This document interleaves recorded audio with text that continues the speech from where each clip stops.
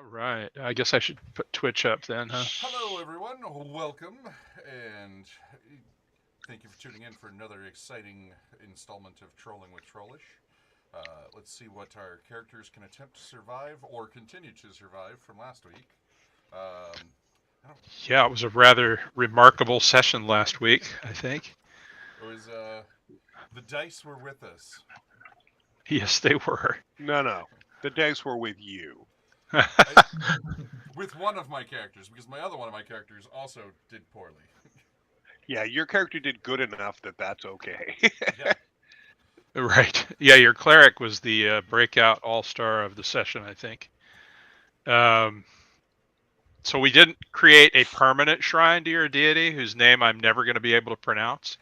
But we did create a shrine on the ruins of this now burned evil treant, basically. So this area, and is it like 1,000 feet in all directions or something like that? Something like that. Hang on a second. Where did he go? Some ridiculous Yeah. dungeon crawl Literally, classics kind of thing. if I would have cast it before moving, it would have gotten max, which is bonkers. Yeah, right. Yeah, Which so, would have been just like a permanent, like this Yeah. would have been a new, like probably pilgrims, like the faithful of this deity from all over the world would start showing up here. I mean, it's that kind of thing. Yeah, it was so stupid. It lasts for several days. Yeah. It's also hilarious. I mean, it's Yeah. not only. I will say this about some things I've learned about Dungeon Crawl Classics over the last few sessions is that when I first was introduced to the system, I played through a funnel as a player, loved it, and thought, God, this reminds me of the old days, and this kind of thing about growing up and playing D&D as a kid. And but the more that I play this, the more I realize this is not actually part of the OSR because the system is very. There's a lot of stuff that would have never happened, right? Once you get past the first couple of levels, especially. This has some of the heart of OSR, Yes. but with the focus on Appendix N. Yeah, that, and then they take some. There's some inspiration from, like, I would say, 3rd edition in here also. A little bit, yeah. Well, yeah, Basic Fantasy has a lot from 3rd edition. Yeah, so I just speaking of which, I picked up that book. Yeah, that short break I told you I was going to have to take sometime during the session. Mm-hmm. It's happening. It's starting now. I'm sorry. Okay, take a I'll be back. Break. All right, we will see you. We'll try not to kill you. Okay. I'll try not to make it a long rest. Just hang out in the sanctuary. Yeah, and then in the pleasant or unpleasant, I guess, sanctuary to your. I mean, I don't know if this is like now a better or worse place than it used to be. For us, better. For you, it's definitely better. Yeah. So anyway, so in the aftermath of all this carnage, you've slain Grim, who's the self-proclaimed king of this group of gnomes. His wife, Gribble, the priestess, has disappeared, presumably gone to ground somewhere. You've killed all the gnomes that kind of stood in your way and drew weapons against you, other than one survivor who surrendered. But you have seen, like furtive, like people looking out of doors, like a few other gnomes, but none of them seem to be combatants or interested in fighting at all. And I'll go ahead and let you introduce your character, William. As you basically you hear all this carnage happening, and a couple of gnomes you kind of hear in passing that we're under attack, this kind of thing. The stump's been destroyed, and you don't know what's going on. Like this is all unprecedented to you, and you were basically, we'll say that you were either sleeping or studying or something like that when all of this went down, and you're just now kind of waking up and realizing you're in a whole new world compared to what you were. I don't think I'd run up and introduce myself because I don't know what's going on. It's totally up to you. Yeah, that's why I'm saying. But you're now aware that things are not as they were, and I just come around the corner where I can see the stump room, and just see the first thing. For about. You smell the smoke well before you come around the corner and see that the stump is ablaze because the door's been thrown open, the curtain's been pulled back. You see a couple of bodies lying in the hallway.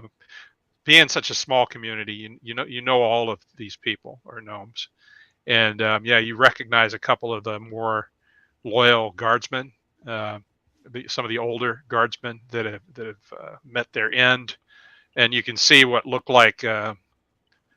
Not having much experience outside of, you grew up here basically. You see what looks like a couple of humans.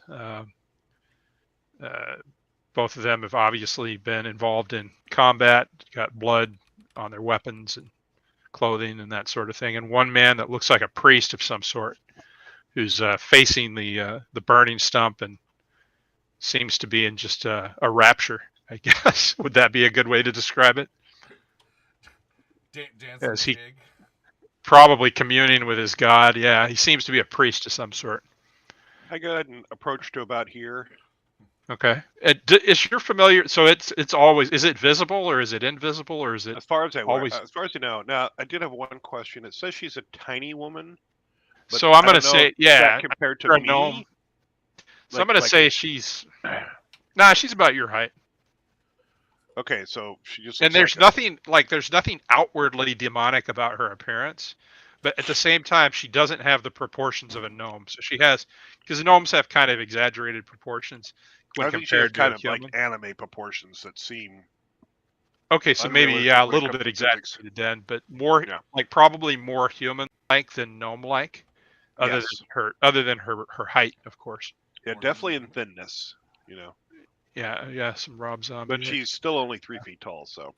yeah. But Gotcha. doesn't have the dwarfy look. It's like Right. proportionally. She doesn't have the bulbous nose or all of those, Right. the big ears and all that stuff. So, So all right. I come up to about here, and Okay.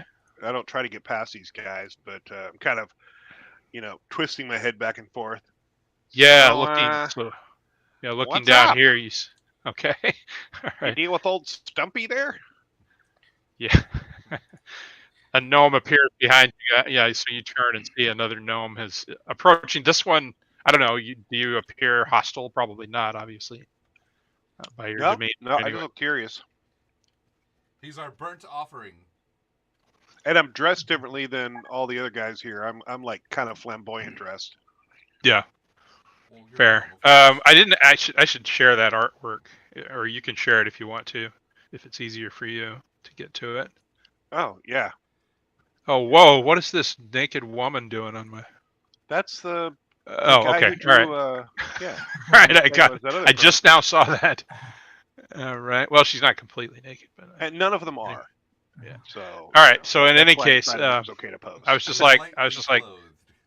yes. Yeah, that's a diplomatic way of putting it. There he is, a dapper-looking little fellow. Yep, I've even got my little hat kind of at an angle. Yeah.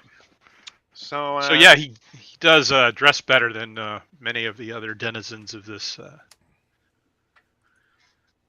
So what's going on? Where's your god now? And I point over my shoulder to the our burnt offering. I look over that way. I don't know. Do we have some marshmallows? I don't know. Ah, so you're not one of these. I shudder a bit. Have you seen the way they dress? No. Close enough.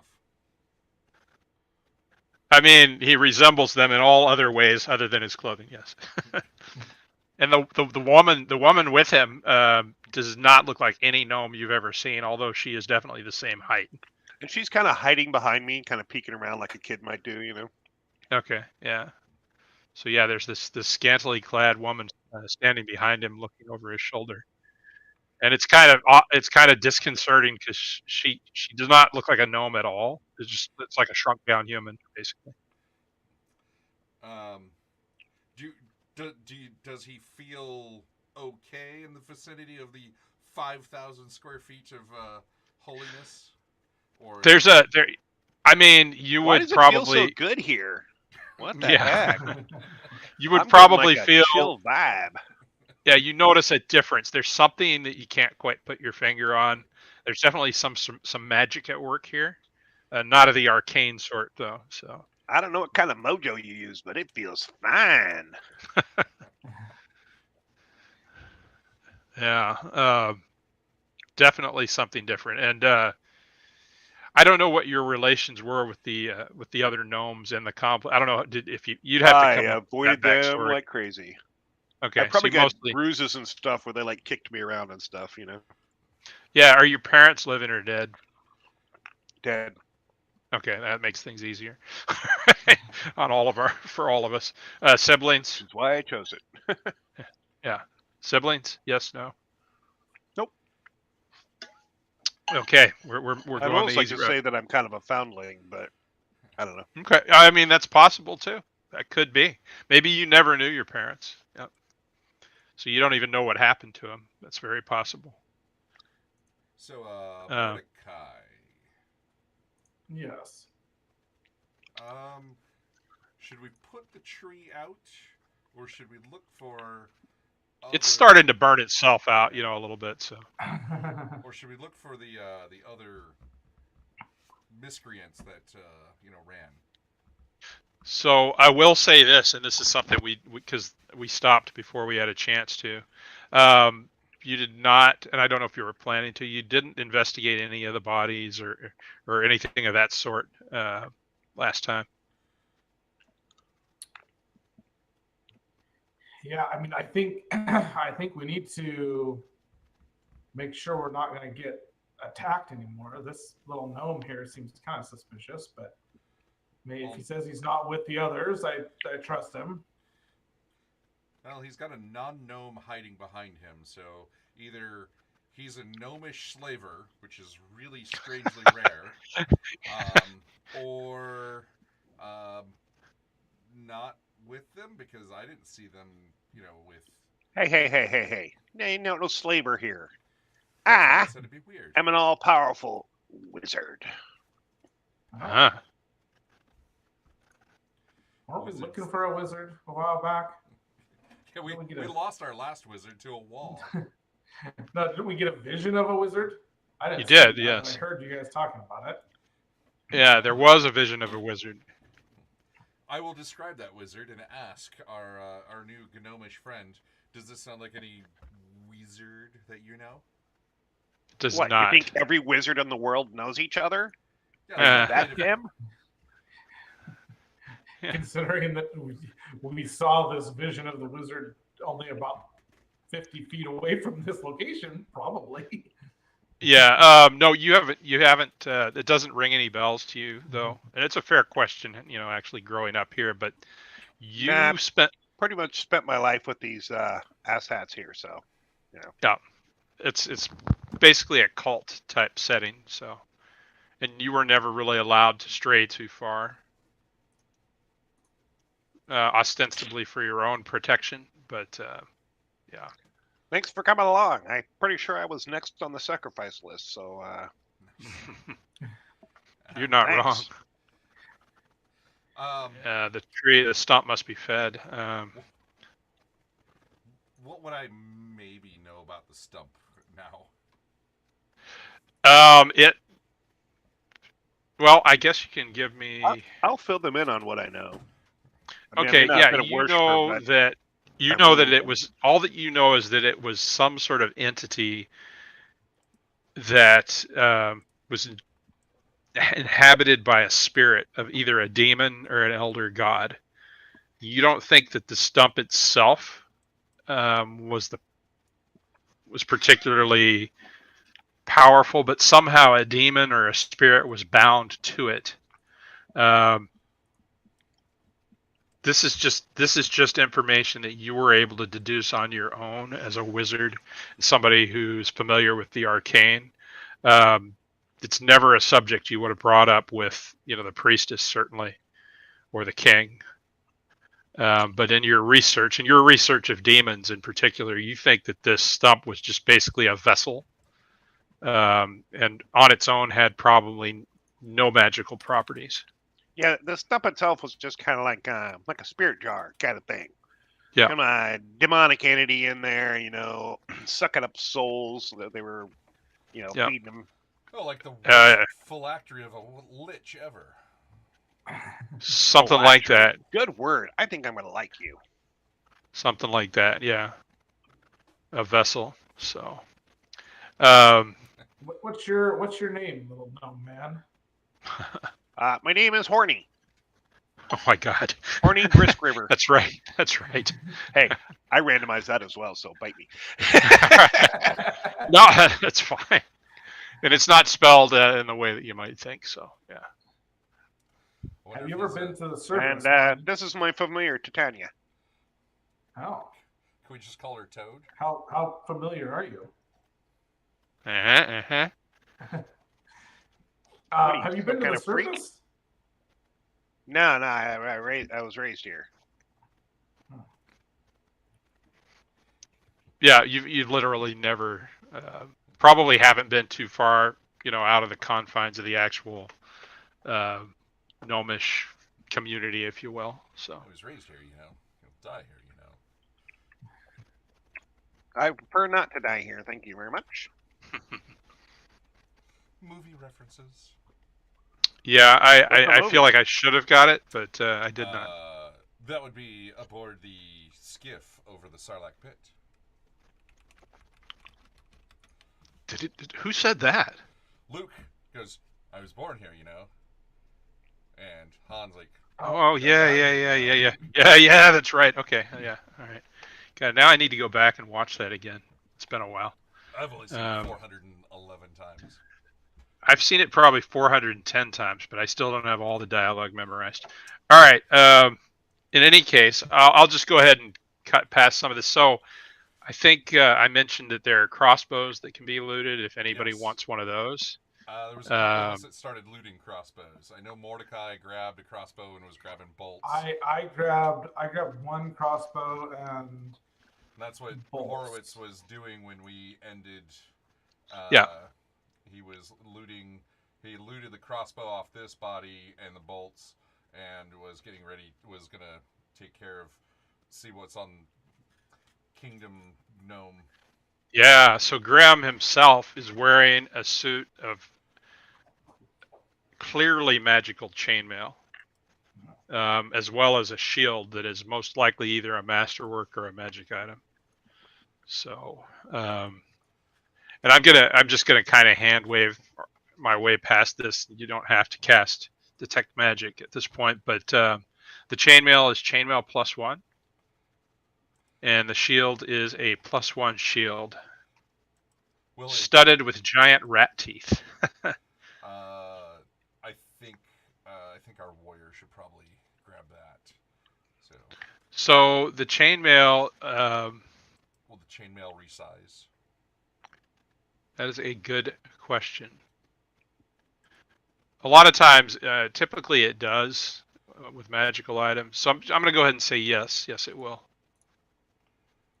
Although how that looks, like as you try to put it on, you're basically this 6 foot tall human, or I don't know how tall she is, but say 5'5" or whatever, trying to slip into a set of 3 foot tall gnome armor. And I guess it just grows and expands magically. I was gonna say Mordecai or Sydney need armor. I don't know what Sydney's got, and I don't think you have anything, do you, Mordecai?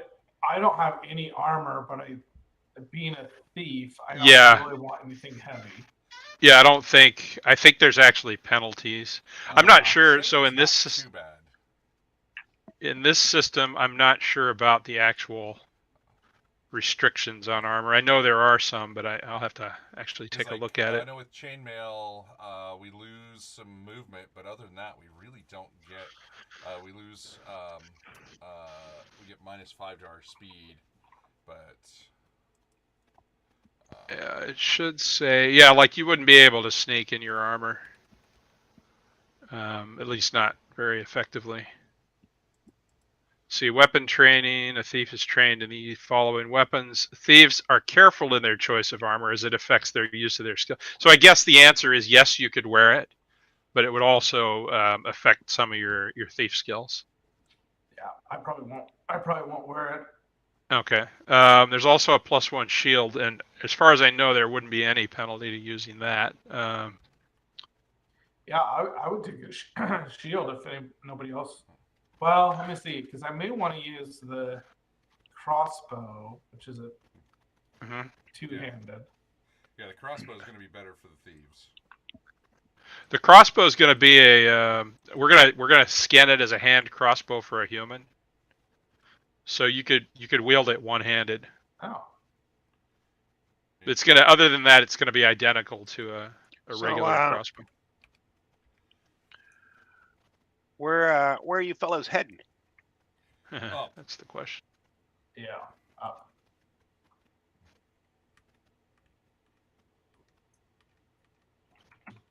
Where Do are you you heading? understand up? You do. I mean, you know that and you've been told that you're actually not too far from the surface, but you have no idea where that might be.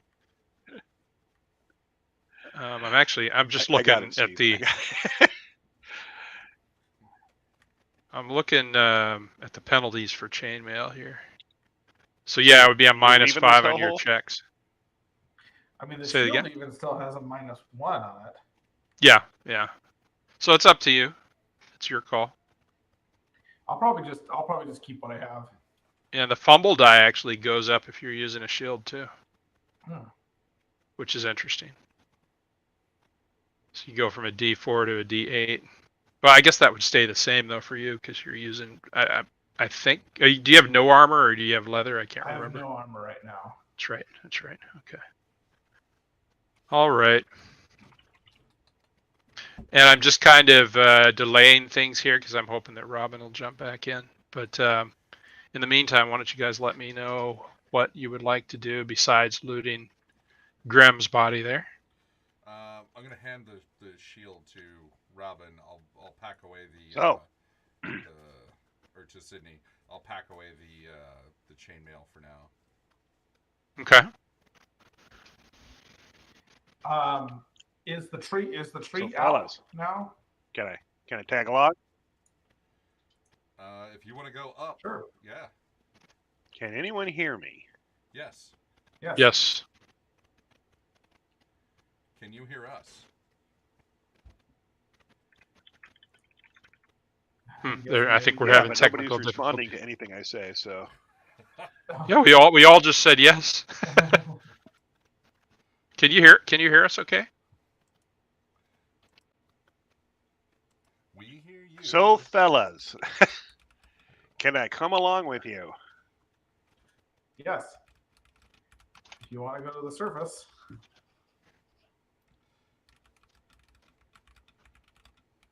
Excellent. Yes, you can. I told him, yes, you can come with us. If you want to go up.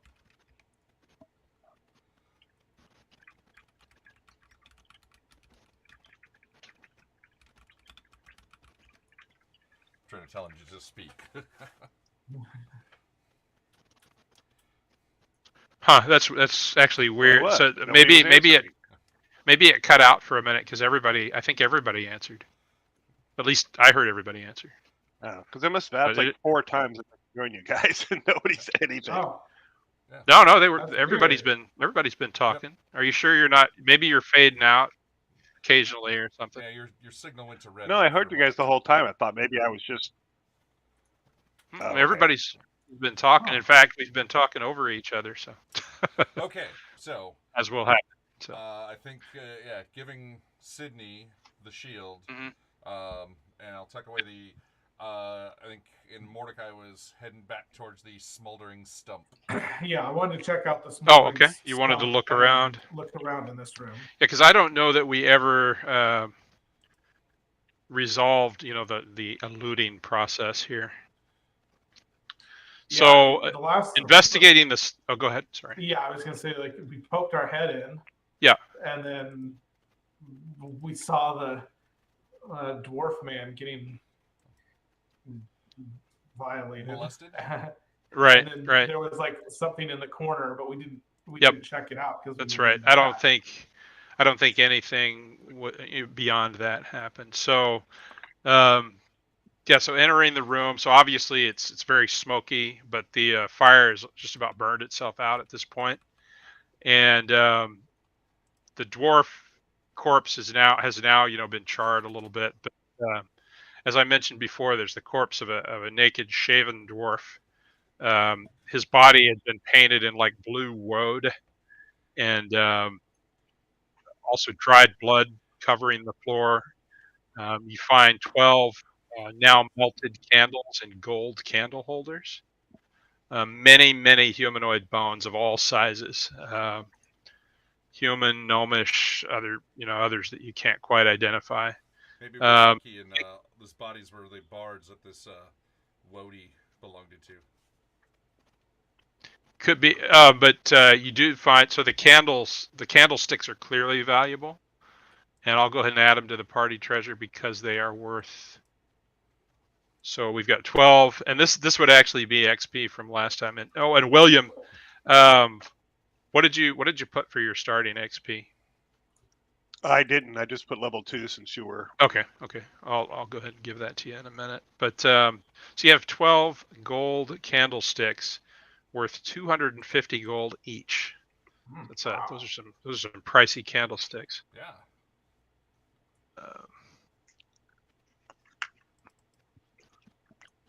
So I don't know. I started with a mule and a 10-foot pole, so I decided to start with nothing. Sorry, well, you said a mule and a 10-foot pole? Neither seemed no- likely to me carry around, so I decided neither. Yeah, no mule for sure. So.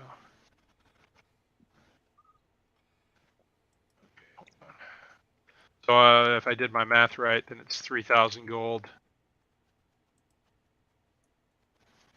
for the candlesticks. I'm just adding this to the tally here.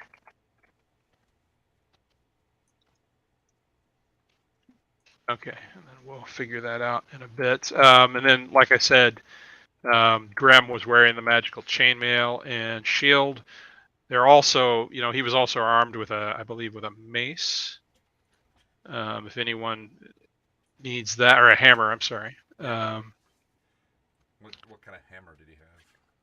It's just a simple warhammer and a little bit smaller, so the damage on it would only be a D4. Yeah. Wally wants a frickin' Yeah, no axes. No axes have been seen at this point. If you loot the bodies of the several gnomes that you killed, you find a handful of coins. I'll just randomly roll for it to make things simple here.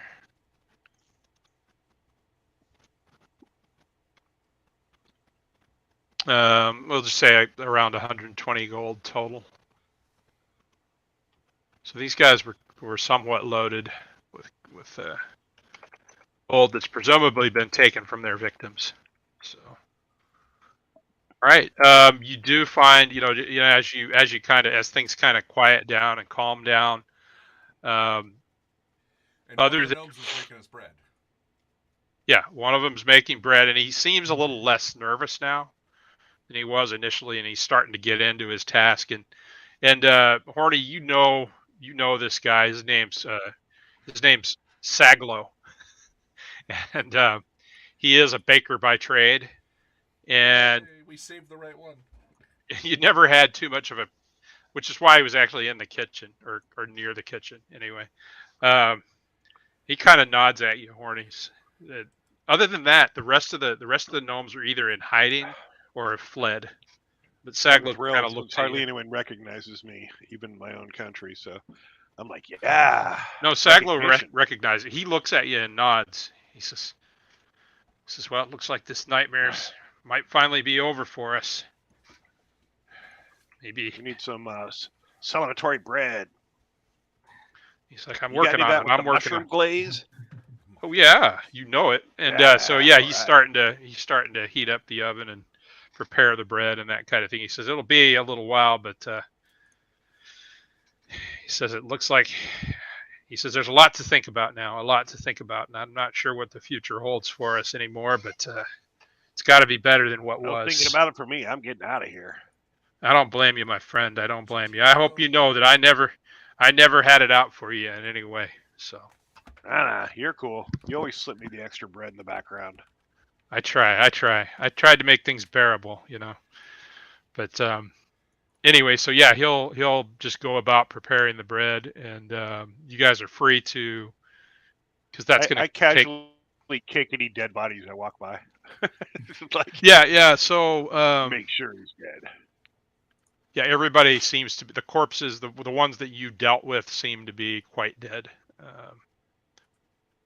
I will say, if you'd like, how many bodies do we have there? I think I got rid of a couple of them, but I see. I think there were 4 or 5. Yeah, there should have been 2 out here. Yeah, that's right. One I in started here, cleaning things one up. in here, and then these 2. So there were. All right. So if you guys want to check, I'll let you. So we'll say what, 5 bodies? There were 5 regular gnomes and the king. Okay. So give me 5 D10 rolls, separate D10 rolls. There's one. Who's next? Okay. So searching through the pockets, and this is in addition to all the coin that you've found. So searching the pockets of this first one, we'll go one at a time. You find a dead mouse that's shriveled up and kind of preserved in the pocket of this first one. Okay. Thanks. Next, oh, this is nice. A gold nugget worth 75 GP. These guys are loaded. Wow. Somebody's been okay. digging for gold. Are you just Apparently. adding that to our thing, or is that? I've been I'm adding it as we go. Okay. I'm not going to force you guys to track all of this. All And right. So I see a 9 and next to 3. You find a ball of chunky red wool. It's like a ball in a ball of yarn kind of thing, but it's this reddish wool. I found one of those last time. You did, yeah, you did. It's a thing. It's gotta be. Yep. It's gotta be a thing. So their hats, you actually kind of put 2 and 2 together and notice that their hats are made out of but it kind of begs the question, where are they getting wool from? The shriveled You haven't in their pocket. You haven't seen any, right? You haven't seen any sheep, so who knows? It's another mystery, right? Okay, you want to give me two more, yeah, 2 more rolls. All right, so a 7. I read this wrong. Okay, so you find 2 curious-looking. Do we have any farmers in the group? Any former farmers? Yeah, turnips. All right, so you find what looked like in 2 of these gnomes' belongings a pair, but they're black in color, but not black like they're shriveled up and rotting or anything like that. But it's just the skin is black, and they actually feel like, if you kind of, fruit and vegetables, right? And so you think these are ripe pears, but they just have a black skin to them, and they have a pleasant, like a sweet smell, like you would associate with normal pear. The clan of the cave pears. The cave bears. It's funny too, because when I read this at first, I thought it said black bear. I'm like, wait a minute, the gnome has a bear in his pocket. Just happy to see. Okay, yeah. Another movie reference, right? Anywho, so there's these curious black pears. You've never seen anything like them. I mean, you've seen normal pears before, and it's kind of interesting. Gnomish fellow, what are these? Are these cave pears? So you actually know what these are, Horny. Every time I say that name, I'm suppressing it. So you know that these pears are valued for their healing properties, and that deeper in the cave somewhere, there's a grove of these trees that, so they actually heal. We get these from a grove further on, and they got healing properties. Yep, they'll heal D3 hit points when consumed, and you have 2 of them. I should warn you that, for as far as I know, they don't deal with any kind of sexually transmitted disease. I only mention that because also true. Also true. Yes, to your knowledge, anyway. Yeah, not that you would know anything about that, but yes. Out to the 2 thieves. Okay, so yeah, each one. So basically, you've got like a mini healing potion. Basically, they do a D3 hit points of healing. So I'm not keeping track of these. You might want to do Yeah. I put it in there. that. Okay, that was actually one of the better rules you can get on this table. So yeah, so you kind of do that. And Robin, are you back yet? Guess not. Okay. All right. Well, I guess we just continue, and he'll pop in when he wants to. So, what's the plan? It seems like there's still a couple of rooms that you could explore. So there's this area up here. Did we go all the way into this Yeah, room you want down me to here? give you a description of that again? I think I had. I don't know if you had searched it or not, so I'll I go don't think ahead. we searched it. I think that Yeah, I don't think so either. Sydney had like No. opened the door. Yeah. So, Horny, you've actually never been in this room because you know that this room belonged to Grem and Gribble, your illustrious leaders. And so the room, like all the others here, it's got a 5-foot ceiling of stone blocks, the same, but a cozy double bed, or it would be a double bed for gnomes. There's a wardrobe in one corner, and other than that, no furnishings really of Yeah, any I sort. avoid this room, man. This is Yeah. Sometimes they made you participate. Yeah, None of that's no that, joke. So there's so, actually, yeah, I you stayed see away from this one. another thing you But notice. all the Go ahead. all the best stuff. Whenever they sacrifice somebody, they would usually take it. So if there's anything good, it's probably in here. Yeah, you're probably not wrong. So you do notice that the floor is strewn with twigs, also, like scattered, like kind of like potpourri all over the floor.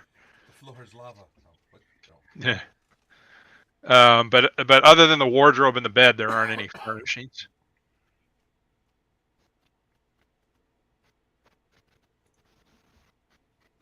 So what do you wish to do? I purposely don't loot anything Okay. because I want to end good with these guys. So I'm not, I'm Yeah, I'm fair hanging enough. out for information. I want to make it seem like I'm useful. So I'm Okay. being very careful to just be, helpful and all that. Yeah, that's fair. Yeah. I guess I'll go up to here. You said there was a door up here. Yeah, there is, and I'll get back to you. Was anyone looking at the wardrobe? I didn't hear it. Horowitz is gonna start going through the room. And then I'll come back to you, Mordecai. 1 second. So yeah, opening the wardrobe, you find that it's stuffed with wool jumpers and robes that are woven from roots, and the wardrobe's packed, and it looks like, yes, they're clothing that clearly doesn't belong or didn't belong to these gnomes, like it's different sizes and that sort of thing. And it's just stuffed to the brim, almost so like when you open the doors, it's almost like stuff falls out. Wally's gonna cast detect magic, see what's going on in the area, see if anything lights up as Horowitz digs through. Okay. All right, we got a 25 on the spell check. Go ahead and tell me what that does. I'm not gonna. 25 is. Or is that called out the on this cleric list? can determine exactly which objects or creatures are magically enhanced within range. In addition to the spell reveals creatures of non-mortal origin. The cleric can distinguish between magical creatures, and non-mortal creatures. Blah blah blah. Things. Yeah. So. Yeah, a couple things then jump out at you. No, there's nothing magical inside the wardrobe, but your magic detection pangs on your new gnome companion's familiar. She is not mortal and not human or gnomish. What does it tell you about their origin? Extraplanar. Yeah. Stuff like that, yeah. Devils, Demonic. Yeah. celestials. Yeah. It's a demon. It's clearly a demon. Okay. But also, you know the concept of a wizard's familiar, so it's clearly a demon and also a wizard's familiar. So, yeah. So which explains a much prettier closet. Yeah, basically, it's a very beautiful imp or quasit, right?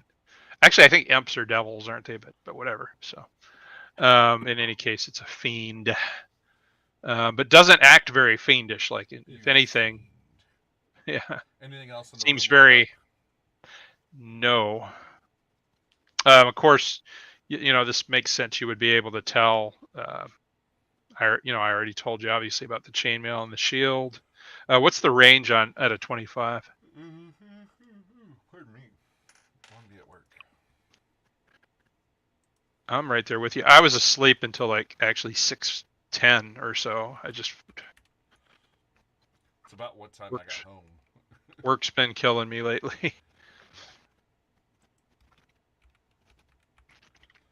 Yeah, if you could just let me know what the radius is, and I'll tell you.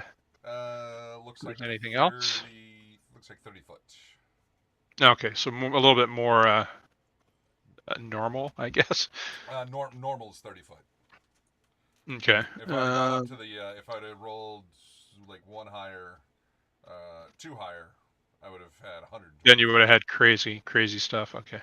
No, there's nothing magical in the area, although there is a slight but fading magic coming from the direction of the stump. And I'm not including Wally's obvious now magical mojo, that divine mojo that's going on everywhere here. But yeah, there's no other magic sources other than what you're carrying with you in the area.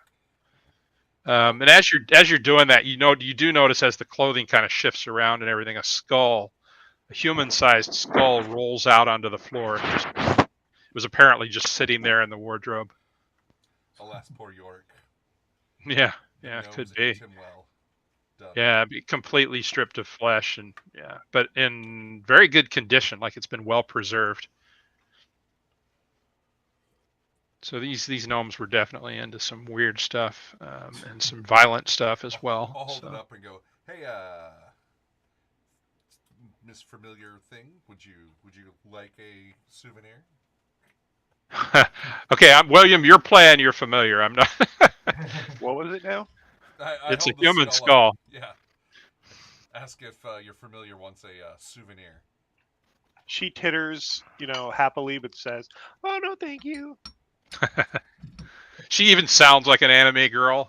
She just she's got that little voice, a little laugh and everything. High pitched, a little sound of like chimes in the background when she speaks. Yeah, exactly. Cat ears. Please no. Hey, don't bring your fetishes into this. In any case, so yeah, no other obvious magic, and I will get back to you. So Mordecai, looking at this door, which is closed and never opened during this entire time, you were in combat. I'll go ahead and attempt to open it. All right. You open it and find. You find that I need to reveal. Can we still have like the chaotic holy? Yes. Oh, yeah. Holy thing. That's going to be like days. Yeah. I was going to say it lasts for a good while. You find what looks like a bedroom or a home, I guess. So that again, several cozy bunk beds. Looks like about 3 of them there. A wooden table and stools. On one of the tables is a work in progress wood carving. Looks like it's half finished. There are some flickering candles and some cupboards. And you notice that it looks like underneath one of the beds you can see what looks like maybe a trunk or a box, like a kind of a flat, like a shoebox almost kind of thing. And then there's a handful of cupboards used to store various things. I'll search the cupboards first. Okay. All right, so coming to the first one. Why is Roll20 being weird again? Okay, there we go. So yeah, you open one and you find it looks like jars of preserved, preserved fish in a kind of a brine. And just at a glance, you can tell that these are the same sorts of fish that the troglodytes were, pulling out of the river over there, which makes sense. So these are fish. Yeah, they're like some sort of fish preserved in brine. And then in addition, it looks like some sort of powder, maybe spices. I'll grab some of those. Okay, yeah. Basically, yeah, or sardines or that sort of thing. It's something that could count as rations if you want. I'll loot the loot fish. Yep. You can gather up some of those and add basically 2 days worth of rations in the form of dried fish, or not dried fish, but preserved fish, brined fish. Yeah, packed in oil. Yeah, and it is. It's some sort of, like, you can kind of smell it. It's got kind of a fragrant smell to it, but you're not familiar with the spice. Okay. Okay. Did you want to look at anything else, or? Yeah, I wanna look under the little like shoebox thing and look maybe look under any of the other beds and stuff to see if I can see any Okay. chests, trunks. So the those sort of beds, things. the beds are all unmade and they look like they were recently slept in. Beyond that, there's nothing really remarkable about them. The box is made out of, it looks like it's made out of cedar or some sort of hardwood like that. And it feels heavy. Like when you pull it out, it's got a heavy kind of a feel to it, like it's filled with something. Whoa. Heavy, man. Just on the off chance. Let's see. On the off chance of? On the off chance that it's going to be trapped. Oh, what do you think this is? You think this is a dungeon? Like such a thing could never be. All right. You're taking your time making this dungeon crawl. Yeah, it does not appear to be trapped anyway. It's not locked. It's unlocked. I'll attempt to open it. See what's Say that again. I'll attempt to open it. See what's in it. Okay, yeah, it's not. It's just a simple little clasp that you pull open, and inside you find a large amount of copper coins, and a citrine, which is a gem or a precious stone. Yellowish orangish gem. I'll probably just leave the copper there. All right, so there's about 300 copper pieces, and I will add the gem, which is a citrine worth 50 gold. Yeah, I'll grab the gem. Just to reiterate to anyone who might be watching, the reason that the treasure and the value is so important in this game is that's the way you get experience. It's pretty much, you get experience from killing or dealing with monsters, but most of the experience in this system comes from loot. Yeah, straight up loot.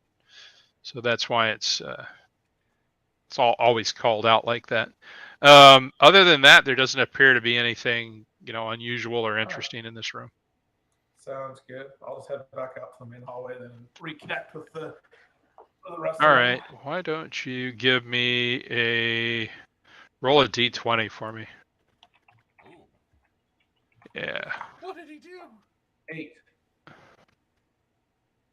Okay, so is this where everybody is? Did everybody move over to this area? I moved over there, yes. Okay. What about you, Horny? And yeah, I mean, I'm staying a little bit behind because I don't want him to look like I'm just going to assume that Sydney is looting my friends or something like that. Right, right. Which would be weird. Yeah. Or maybe not so weird, but So yeah, as you come out of the room, Mordecai, you just kind of glance over in this direction where you were, and you see a very odd sight: a procession of frogs, like a small. They're not giant frogs or anything like that. Small, maybe maybe fist-sized at most, frogs, all hopping in unison in a straight line, going in this direction. They're coming in your direction. It looks like there's about maybe 8 or 10 of them, but they're in single file, and they're all, as they hop, they all croak, and everybody else kind of turns at this point and can see this odd sight as these frogs. They're coming from over here, and as far as you know, there was nothing. Like, you're at a loss as to where they could have come from, because you certainly didn't see them in the room with the stump or anything like that. So. Hey, Horny. I'm gonna just kind of step back. Horny toads. What about them? Yeah, there's some frogs hopping through the. What's with these? You grew up around here. Where did these come from? You have no idea. Froggy mommies and froggy daddies. Yeah. Frogs coming out of the walls. Horny, not typically. No. This is a first for you. No, but Weird shit happens down here. Yeah, I will say, I was going to tell you, weird things happen, just unexplained, for apparently no reason happen here, and this is definitely one of them. So, but yeah, so they're hopping in your direction. I'm gonna kind of push myself up to the wall. I don't want to touch them. Okay, yeah, they just kind of make their way. They're not, they don't show any particular interest in you. They just kind of start hopping past you if you allow them to. Yeah, I'm not gonna interfere. Okay. All right, they hop around the corner, down this way, and then around this corner and out of sight. All right, and then you were looking up, you've revealed another room here. So this room looks like, you can see pails of water, baskets woven from roots, something that looks like a spray bottle hanging from a hook. To the north, actually, there's a door here, which I don't think I revealed it. Yeah, there's another door here, and there's the sound of rushing water coming from that direction, from beyond the door. What does that part of the world sound like? Oh, rushing, not rush in. Not Russian water, rushing water, yes.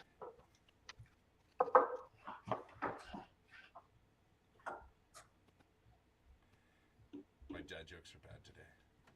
It's okay. It's okay. They're bad every day, but it's all right. We appreciate them nonetheless. So. Anybody else coming in the room with me? Yeah, I'll follow.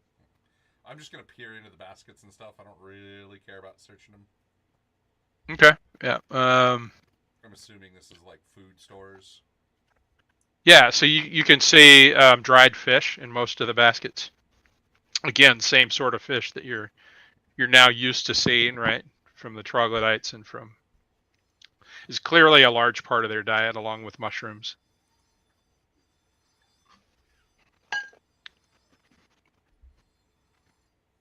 You guys hear the rushing water? Yeah, everybody hears the rushing water. Yeah. Are you gonna open the door and check it out? Or maybe Yeah. we should get Sydney to do that. Hey, Sydney. I'm gonna have to obviously switch maps here, and so give me a second to do that. Hey, we might want to take a break and get some of that bread. Yeah, why don't we do that? Why don't we take a 5-minute break, and I'll just make sure I have all my ducks in a row here, And, so to Do you speak. want to try to camp far as out the here maps at go. all? We have 7 days. Yeah. Yeah, I mean, you're basically in a sanctuary right now to Wally's God, and you're waiting for bread to be baked as well. So I wouldn't mind. I wouldn't mind resting up for a few days here if we felt like it was safe. compared to everywhere else you've been, now that the stump has been dealt with and these gnome cultists have been dealt with, it definitely feels a lot safer than anywhere else you've been recently. Our only real worry is if Queen Jojo the Monkey Queen, whatever her name was, comes back. Gribble. Yep. Yeah. Yeah, so she's still out there somewhere, maybe with some followers, but you just don't know. She beat feet when she realized that you guys were clearly more than a match. So. Well, we could rotate. We could rotate guards, but would anybody else be opposed to like taking a couple days and just resting? I'd like to know what our XP was off of that last. Yeah, you want to do that? Let's do that real quick. So,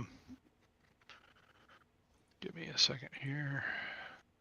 So I'm just going to add as far as the experience from the gold. So we have 3K plus.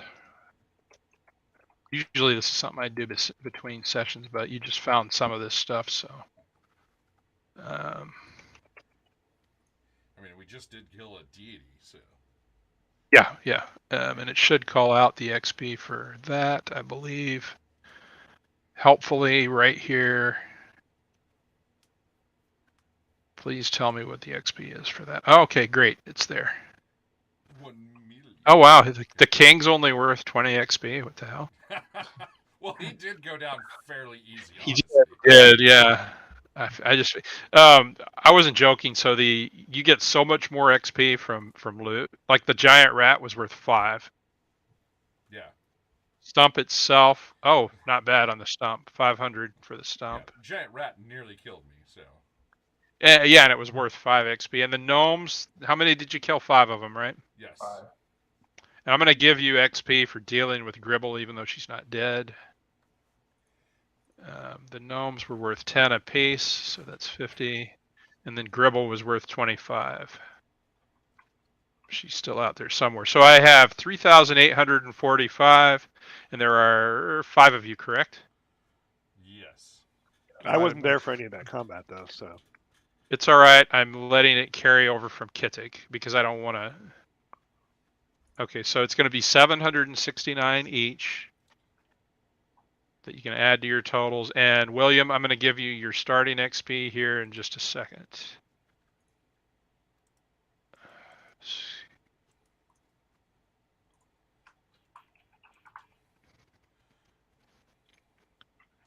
Wizard, where are you? Magic user, rather. Okay, so you start with 2,500 XP. Okay. William? Yep, I heard. And then add the 769 to that. And you need 5K to level to 3.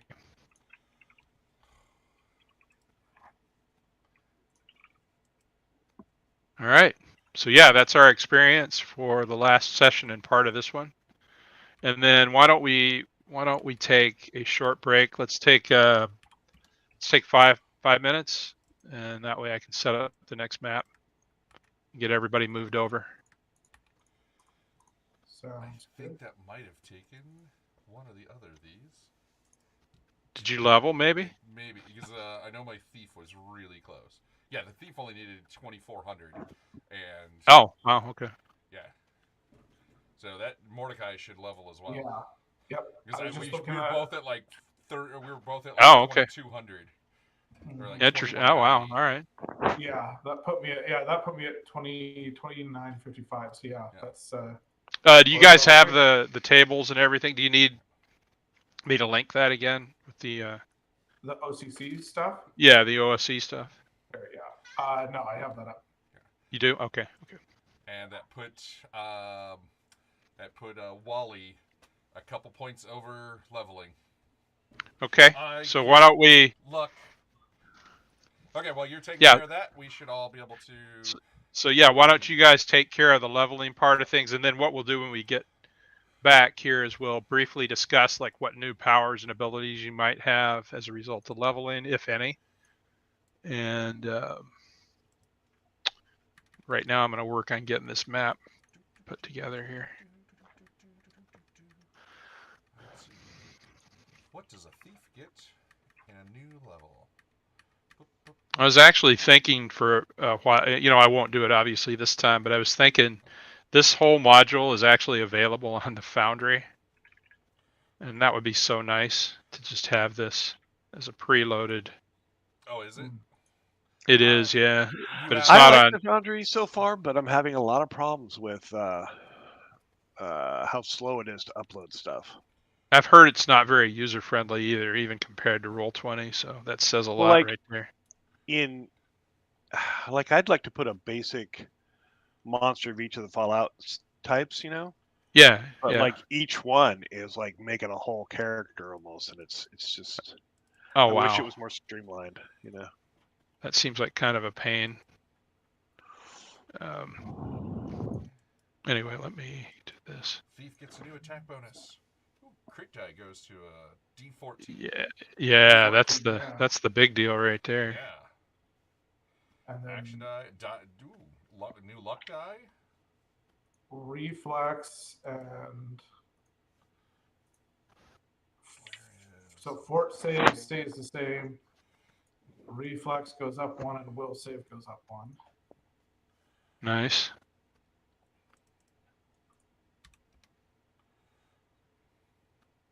Okay, that's the map I wanted. All right, here we go. Let's see, attack.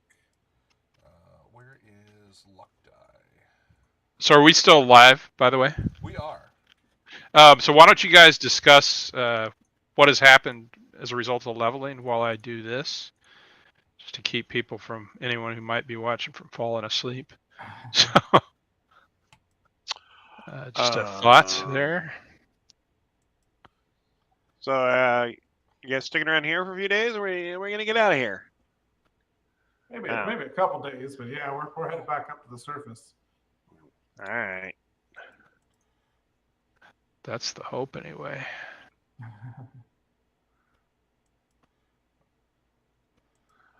Well, that was it. That's all I had to offer. Let's see.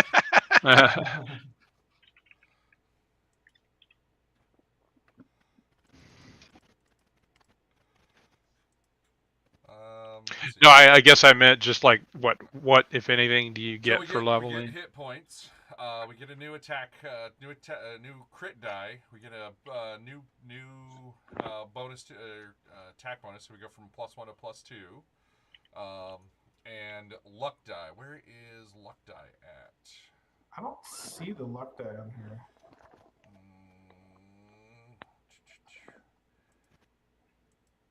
I saw. I think that you probably so that's like Oh, okay. when we If burn you go luck, under class. Oh, it is under class. Yep. So luck die. Oh, okay. Then. So we're up to a D5. Yes. And so we're both chaotic. We're now level. So our backstab is now +7. Oh, nice. Sneak silently is +7. Hide in shadows goes to +5. Pickpocket goes to +2. Woo! Yeah, because you use that all the time. Yeah, yeah. I don't think I did these like my upgraded my skills the last time. Climb sheer surfaces jumps a fair amount. Goes from +3 to up to +5. That's pretty decent. Jump. Yeah, Clock actually. also goes from a 3 to a 5. Disable trap goes from a 1 to a 2. Find trap goes from a 3 to a 5. Significant. Our ability to find him goes up. Our ability to disable them doesn't really go up much. Huh. Forged document. Okay, I'm back. The guy itself goes up to a 7.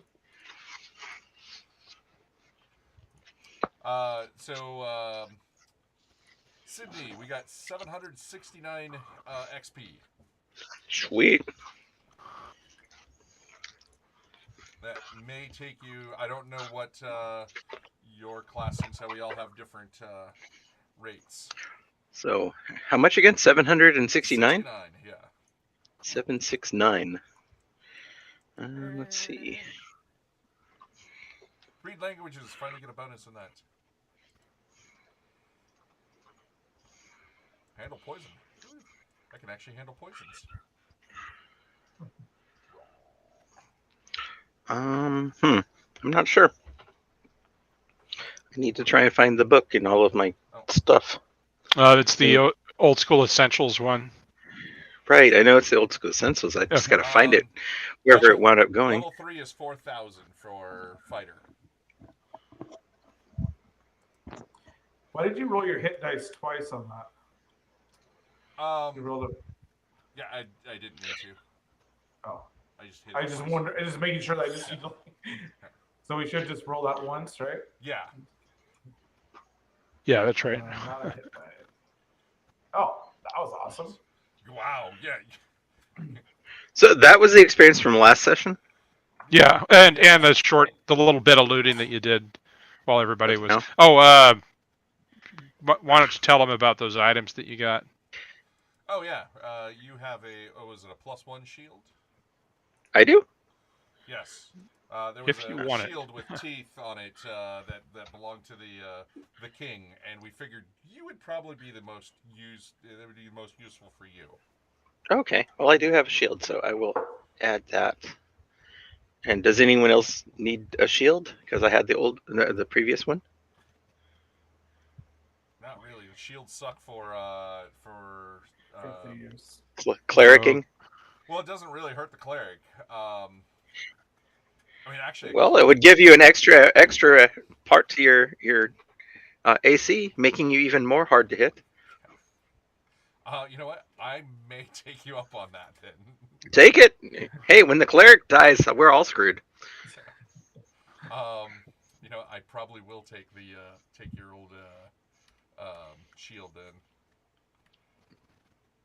Let's see. Leveling up for the cleric. So that should bring me up to a. No, I don't get to modify that. I need to put on armor. Oh my God, where's All right, armor on so this I've damn moved thing? everybody else onto this map. So when you open the door, you see a long passage beyond, and it looks like there's a branching passage off to the right, a little further up. And the source of the rushing river, like you can smell, the water and all that sort of thing, and you can't quite see it from where you are. But so actually, what's that 5, 10? Yeah, I guess you would be able to see that the passage widens onto a beach, and it looks like you can see the river. We heading out, or we gonna stay in our place for a bit? Yep, I'm 244 points away from 3rd level. Oh. So for the cleric, I get a +2 to my attack now. Yay! Nice. My crit die is a D10 now. Nice. Nearly as good as the D14 that the thieves just went up to. Right. Still crit table 3. Still only 1 action. What do Reflex fighters get it?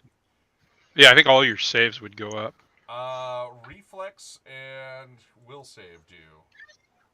For fighters. No, for clerics. Oh, for clerics, yeah.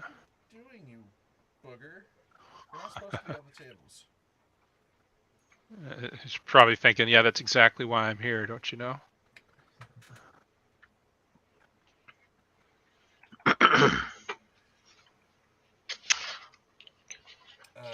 All right, yeah. So that's what you see when you open the door. In any case, so this appears to be, Horny, that this is where you were never allowed to go out here. But this is where your brethren would go to catch fish. They'd go out this way. You know that the river is in this direction, but beyond that, you don't know too much about it. Oh, that's how we got to know me. He was one of the guys from this cult. Got it. Mm-hmm. Yeah. Apparently not from the cult. Not voluntarily, at least. The cult of the stump. Mm-hmm. Did we take care of that gal, by the way, that we were getting ready to take care of? She got away, huh? She did. So as far as you know, the only 2 gnomes remaining in the complex are your new friend here, and then another gnome named I've already forgotten his name. The one that threw down his stuff and started baking rapidly for us. That'd be Saglo, Chef Saglo, who is now baking bread for the group. I didn't roll great for my new luck, but it was far better than my old luck. So that's good. Every level that my cleric levels up from now on, I roll a new luck score based upon what my current luck score is. So what do you mean based on your current luck? So how does that work? Your luck is 1 to 3. You roll 1d6 plus 1. If it's 4 to 7, 2d6 plus 3. 8 to 11, it's 3d6 plus 2. 12, 14, 3d6 plus 4. 15 plus, it's 4d6 to determine maximum score 18. Can you spend what is luck it now? when you do that? Oh God, no. Can I spend luck too? I don't think so. I don't think you can. If somebody finds that I'm lying about that, let me know and I'll. So Wally, what is your luck score now? It is now a 13. Lucky. That's actually pretty damn good. Yeah. That's twice my luck almost. Did anyone else luck change when they leveled? No, I think that's the only way to really change luck. And then I get to pick 3 second level spells. Oh, cool. I get second level spells. That's scary. We're screwed. Horny, what languages do you speak besides Dome, if anything? I speak common, bugbear, troglodyte, and burrowing mammals. Bugbear. Damn. Bugbear, troglodyte, and burrowing mammal. Yeah, Troglodyte. I can talk to beavers and moles, and You can go back and talk to our troglodyte friends. Weasels. Weasels. Badger, badger, badger, badger, badger, badger, badger, Yeah, badger. probably badgers, yeah. All right, so actually I need to get rid of right here for now. Mordecai Horowitz Stitch is no longer with us.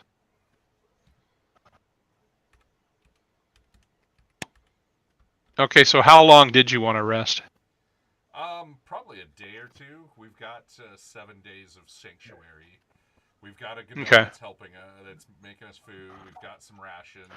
There's plenty of food to be had here.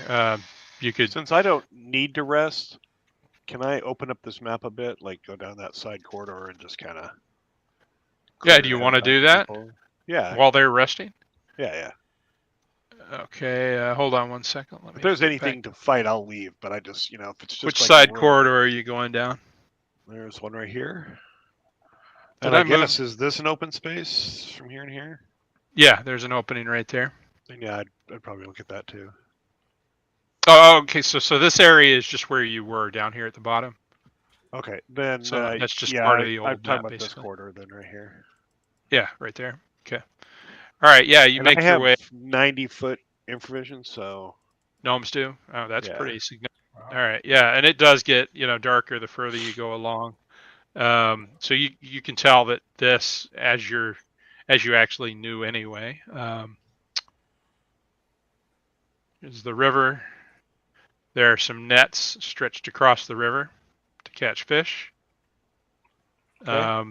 The beach, like you don't go all the way. I don't know unless you tell me that you no. do. See, I want to be helpful, so when they come and ask me what's this for, Yeah. so just So you come up to here and you're able to clearly see that from there. And then looking over in this direction, you can see that it opens into a room, which I will describe to you shortly.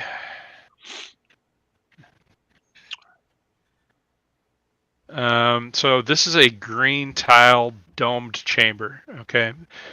And the floor is slick with algae, condensation from the water. And there are traces of lettering on the walls and a band around the room as you look in and you peer in. And then you can see that beyond this, there's a passage that continues for quite some distance beyond that. Let me tell you exactly. Yeah, you can't actually see to the end of the passage. So it looks like just another 5x5 passage, basically, that just continues off into the distance, into the darkness.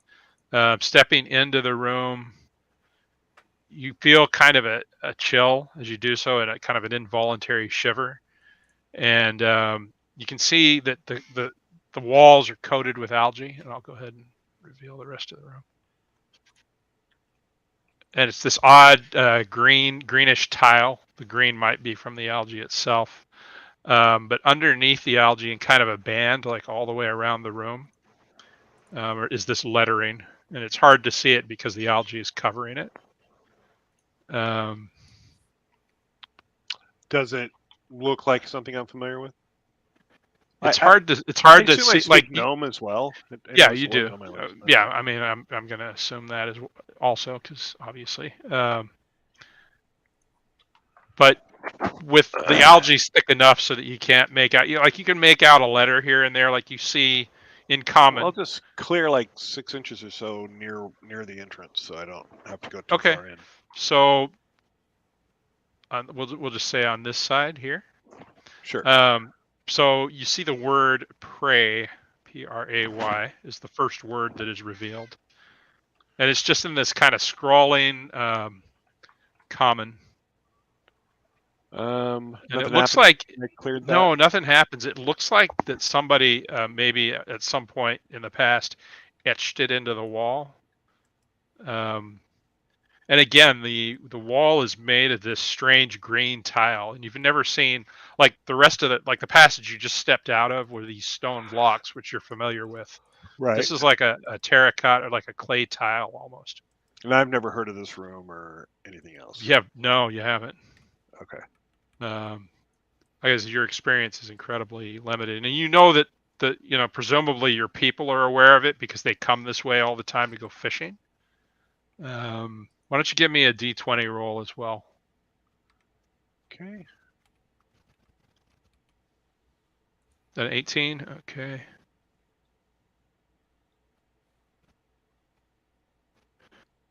All right.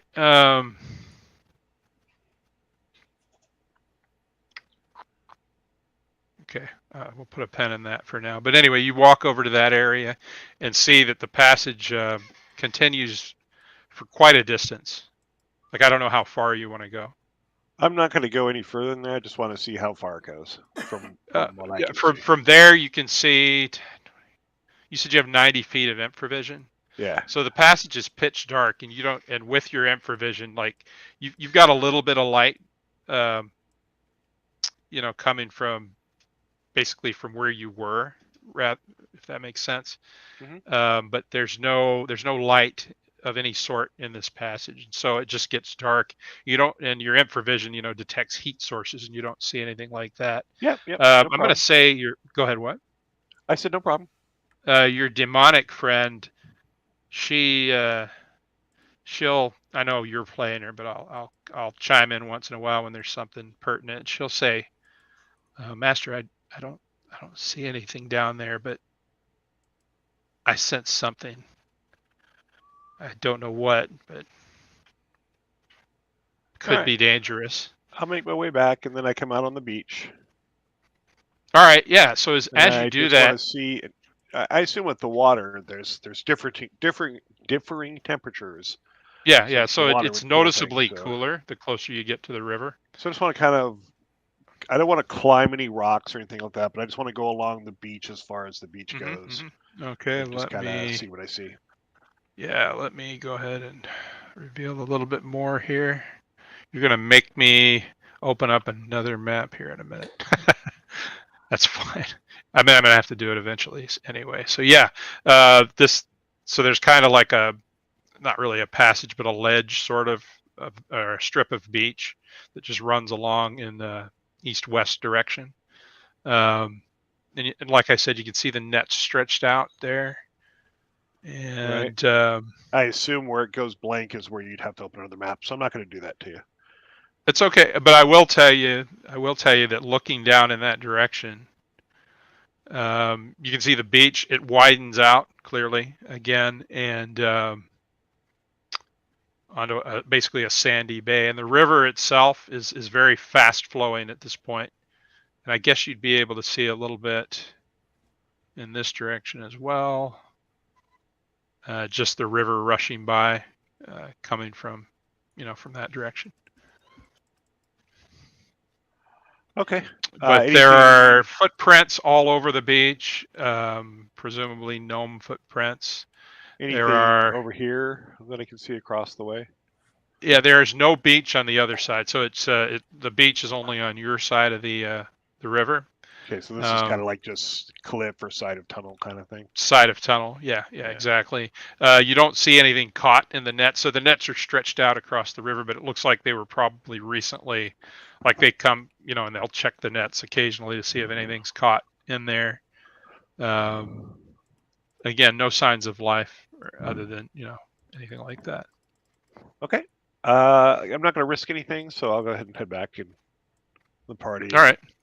If anyone's awake, I'll tell them what I saw. So you're able to deduce that, yes, there are potentially, unexplored areas to the east, and a couple of ways to get there. So the river looked fast and somewhat treacherous, like probably not safe to wade in. Hey, Sydney, like I said, I'm not risking anything. Yeah, Sydney loves wading in the rivers. We all know that. No, thank you. All right, so you're able to rest, and you said you wanted to rest for for 3 days. Is that right? That should be good. Yeah. God, I just realized, guys, I didn't put nearly enough map on here because there's only so much that you're going to be able to do and see in this little bit that I cleared here. Goodness. What kind of hit points do we get back for? It resting? is. I'll have to Everybody look should that. have been full because I healed people. Oh, did you heal people after our last battle? Yeah. Yeah, that's Oh, right. okay. And you rolled like this amazing, like a Oh, 47 yeah. or something like that. Yeah, you got like 3 hit dice worth back. But a full night's rest on like a comfortable bed will give you 2 hit points back normally without the aid of magical healing. And this place is full of beds that we could push together to make one comfortable bed. I mean, right now, Tiny it beds. is. It is right now. Damn it! I'm gonna have to do this. Okay. I mean, medieval comfort, not like a posturepedic or sleep number bed. Far more comfortable than what you've been used to It lately. could be a sleep comfort. You can you can angle them and sleep in a V, or prop up one end of one of the beds. Now you gotta Right. You can sit up and read. All right, guys, I'm gonna have to Just don't hit your head on the bottom of the bunk above you, since they're all gnome-sized. There are also, like for example, there was the double bed in the Grim king and and queen. Gribbles. Yeah. So I don't think you were here when they uncovered that area. Okay, I'm gonna go do this and create yet another map.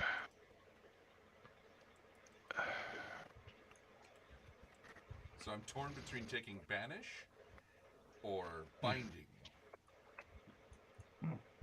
Do you pick your spell? As a cleric, you pick your spells, right?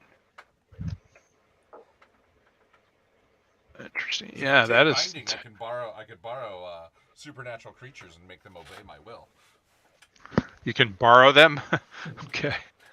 With this spell, the cleric binds a supernatural creature and forces it to obey his will. Yeah. We Not and OP of course- at all. We happen to have a supernatural creature in the party. So I don't. Yeah, that's true. You do. So in other I words, think it's already been bound. you're gonna steal his familiar. I could steal his familiar for I mean, periods of time. that's horrible. I would think that would not work if it's already bound I just to wouldn't another put will. me on watch after that because you might not wake up. Yeah, that's literally God. like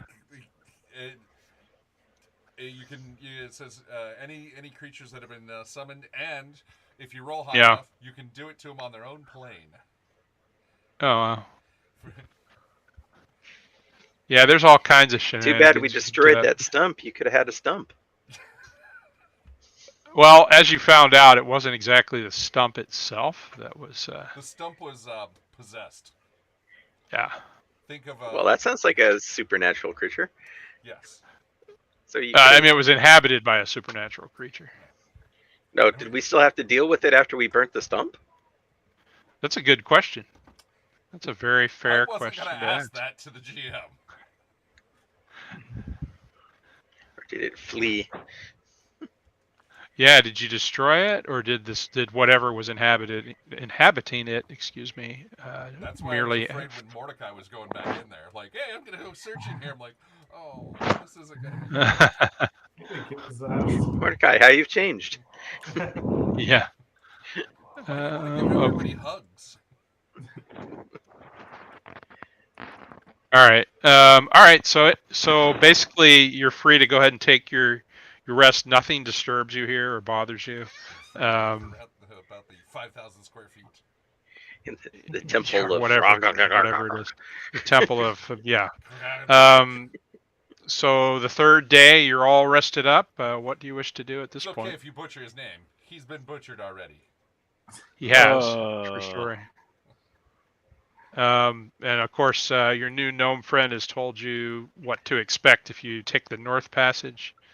As you know, there are a couple other directions you could go. Didn't feel right. There's something up there. Yeah, possibly. Yeah, I wouldn't go down there unless you're strapping.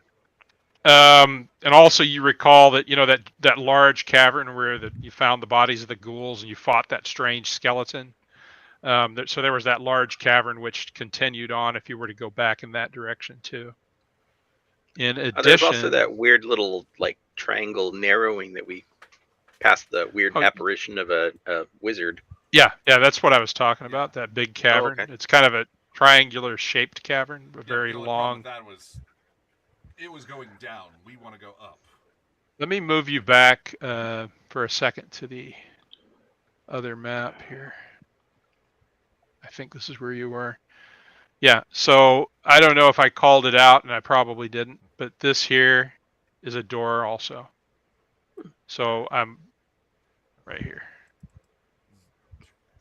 Yeah, right there is a And door. this is a door too, right? Or yeah, but that goes back to one of the, like, where that goes back to the one of the gnome dwelling quarters and like oh, the that's entrance where the area. kitchen and all the stuff was. Got it. Yeah, so the kitchen is The here. the guard Hold on. shack, and Yep, and like where you originally came in. So let me point that out real quick. So the kitchen is here. Okay. The room that you came in was here with the entrance to that cavern. oh, okay. And this was where the bunk beds and everything were. That's where the bunk beds were, but here is a door that you didn't open. And so which will mean I will have to put even another map, but that's fine. I'm just calling it out that that's what that is. So did anyone want to open that door? Do you We're guys here. want to open that door? Well, I'm We're with here. the group, so wherever they're at, yeah. Is it already consecrated? I mean, what is it? Literally like 1,000 feet. Like pretty much everything here is consecrated. 5,000 square feet from It's Ground frickin', zero. from yeah. here. It's going to encompass probably this entire complex. So probably Realistically. reasonable to go check it out. There should be less that will screw us over there. In theory. Yeah, in theory. God, I already had this map. Oh my God, what did I do? Oh boy. Okay, I didn't take the thing to steal. Okay, there we go. That's what I was looking for. Although Well, I that mean, was you could have actually grabbed something else that we ran into. true, but we haven't really run into. So that would make sense. we'll just theater of the mind this for now. So opening that door. Let me go back to where everybody is. So opening this door here, you see another long corridor that stretches, for a good distance at kind of the probably about 50 feet in. You can see that it opens out into what looks like probably a larger room, but you can't, discern anything. And then beyond, it's completely dark. So this is just like at the limits of your vision. You can see that the tunnel opens into another room. Let me just make sure there's nothing to hear in that direction.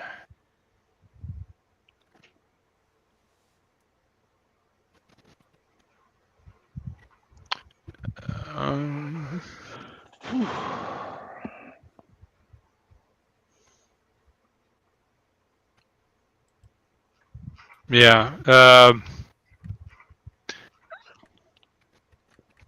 Nope, nothing. Did we want to go check out Complete that silence. Does it feel like it's sloping down, or is it going up? There's no discernible. It's doing neither. It looks like it's a fairly level passage. I'm assuming Horny the gnome doesn't know anything about that. He just so as far as this door, you just know that you don't ever. You know that this is a door that you were told never to go in. Open this door, and that it goes into the areas that are not controlled by the gnomes. Yeah. I was told this was a no-no zone. Yep. The no gnome zone. Mm-hmm.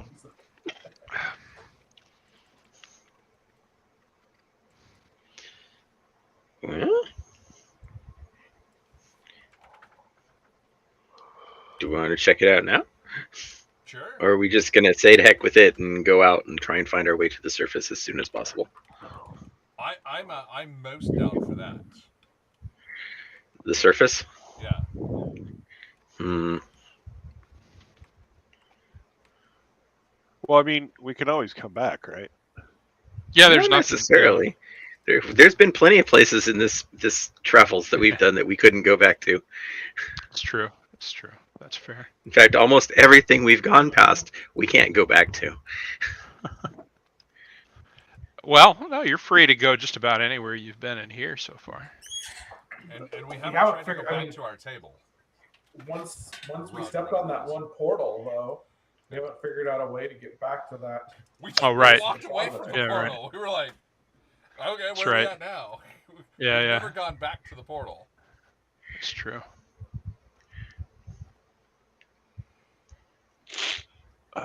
Like I said, every place we've gone so far, we haven't had the opportunity to go back to.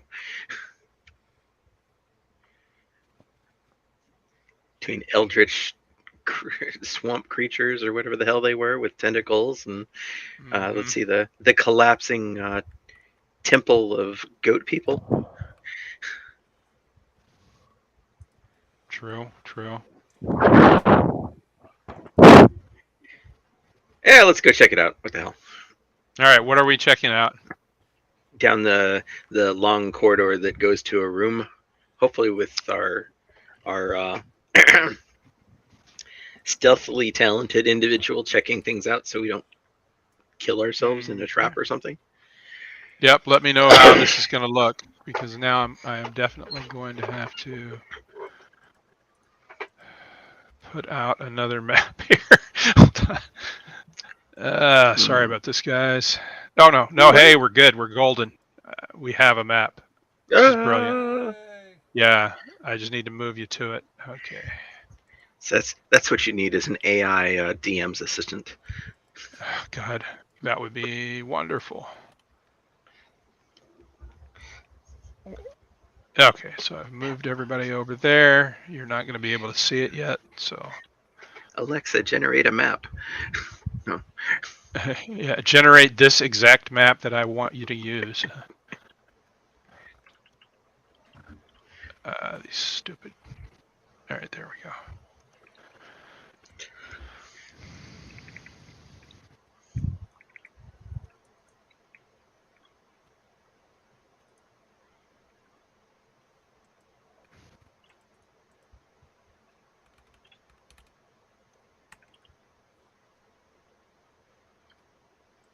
All right, let me move everyone over.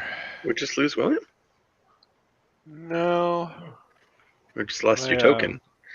Yeah, my DCC, not my DCC, my Roll20 crashed. No, Give me it's just a okay. second. I'm in the process of moving everybody over anyway, so It's probably what caused it. It's probably your fault. yeah, I would imagine. Even if it isn't, it's if it makes you feel better, then it can be. Okay. All right. Okay, There's a door everybody with an arrow see? sticking out of it. Yeah, there's a door with an arrow sticking out of it, which It's strange. is quite strange. It's not literally an arrow, but hold on, I will give you the description. So I just threw everybody on there. There's actually another probably 30 feet of passage. So let's just bunch everybody over here. So there's probably another 30 feet of passage in to the east Okay. after you come out of that door. So explain to me how you're approaching this this large open room here.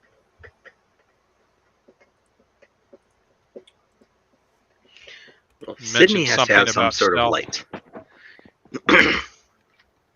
Yeah, currently there is no, once you leave the gnome dwelling behind, there's no light of any kind within the passage other than what's spilling into the Oh, passage. speaking of that, were we able to restock some torches while we were there? Yeah, you can reasonably, stock up on as many torches as you need from, just the entire. So there are candles, there are torches, and that sort of thing. I mean, and grab I some did candles to, and torches. see, Follow me. Hold my hand up. Oh, and I fail. What are you trying to do? You fail at. I was trying to do a divine symbol. Uh oh. Okay, What? so what happens when you fail that? It Just pushes fizzles up. out. Yeah, it fizzles out. Dishonor. And if I roll a Disapproval. 1, if I ever roll a 1, so that puts 1. So I have a just basically dishonor with my god, or disapproval with my god, at 2 right now. So you always have it at 1. So if you roll a 1, if I roll a 1, more bad stuff happens. So the bigger my disapproval Okay. goes, but when you sleep, when you get a proper rest, it resets to 1. So now if you roll a 1 or a 2. No, if I roll a 1, worse stuff happens. So it's always on a 1, but the bigger your disapproval gets, the worse it will be. Oh, okay. Yeah. All right. So briefly now, so you say follow me. Nothing happens. What are the rest of you going to do? I'm gonna try to. Given that I'm seeing that it's dark, I'm gonna try to hide in the shadows, and Yep. I rolled a 17, and then kind of step out into the main Okay, so room. as you get closer, so everybody else, just because I had to cut off part of the passage, everybody else is about 30 feet behind you at that point, Okay. even though it doesn't look like it. As you get to about here-ish, you're able to see what looks like apparitions, like ghostly figures moving around in the room. And you can hear the faint sounds of like metal clash. It sounds like a battle has happened, like the clashing of metal on shields and that sort of thing. But it sounds like it's coming from, from far, far away in the distance. And you can see like vague apparitions moving around in the darkness, like shadowy forms that illuminate the area like ever so slightly and then blink out as you get within about 10 feet of where it widens out here. There are cobwebs, like you notice the further along you go, the dustier the passage. Like looking down, it looks like the gnomes probably rarely have ever come this way, and you can see thick cobwebs hanging from the ceiling at this point, to where you're having to brush them out of the way as you move forward. So there's like apparitions or some sort of ghost. Yeah, it looks like it's like kind of when you look out of the corner of your eye and see something moving, and then you turn and look and it's not there. It's that kind of a sensation, right? What do you do? And that's before you actually get to the room proper.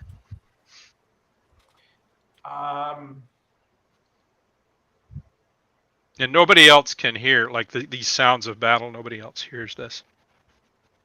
I'm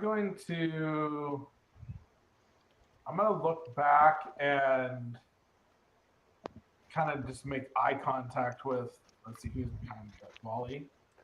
Yeah. And I'm just gonna like put my hand up to my mouth, kind of like motioning that like we need to maybe be like quiet or cautious as we're entering the room here. And then and then I'm gonna like step forward a little bit cautiously. All right. So as you step into the room, you're able to see like the apparitions kind of resolve into these ghostly figures, and it looks like a giant, like a hybrid lizard human, like a lizard man, I guess, if you will. But he's hulking, like probably ogre sized, right? And locked in combat with a human warrior wearing leather armor, spear, and shield. And there's an emblem of a stag's head on the shield, like a stylized stag's head with ivy woven through the antlers.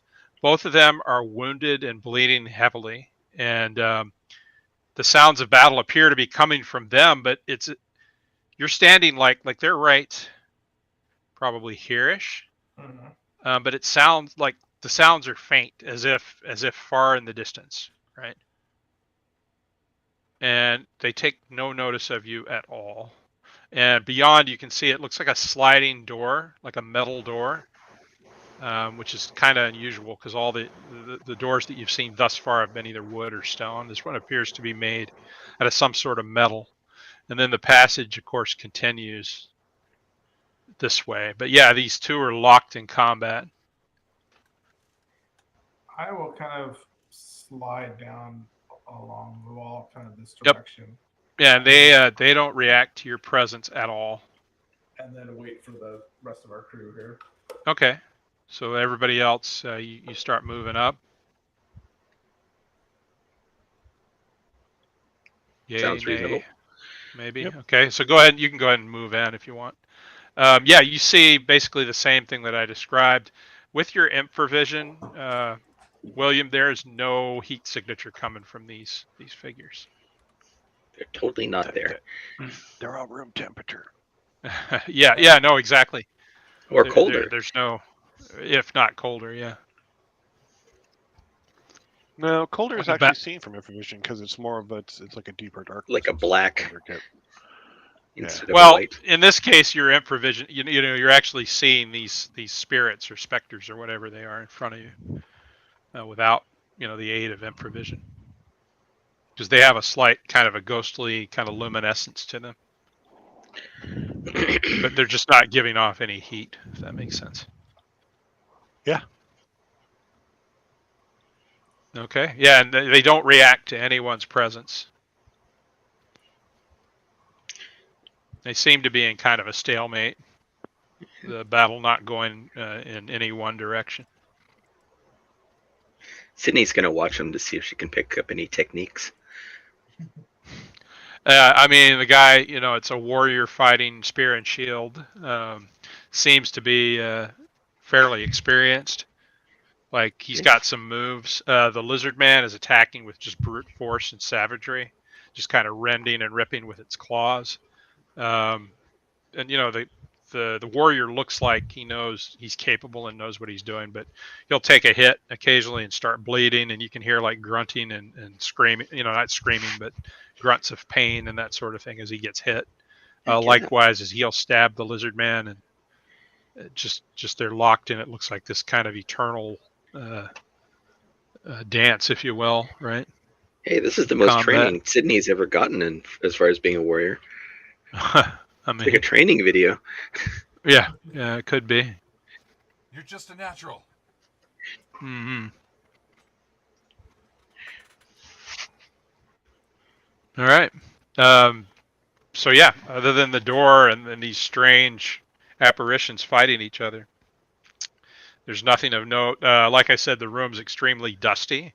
The floor. There are cobwebs hanging from the ceiling. And it looks like nobody's been this way in God knows how long. I want to check out the door. So does the Yeah, I bet you door do. look like it pulls out from the wall? So there's In the no direction of the visible arrow, handle, no visible handle or means of, like, it looks like it might be a sliding door of some sort. Does it But go, go all ahead, the way to Mordecai, the so- ceiling? Yeah, floor to ceiling. So Mordecai, what are you doing exactly? Well, first I'm going to kind of look for. Oh, man, that was not a good roll. Gonna do ye old search for traps Do ye old search for traps. Which I rolled with an a- 8. Yeah, you don't find any. So, Horowitz is going to back him up on that. oh, okay. So Mordecai, you don't think there are any traps.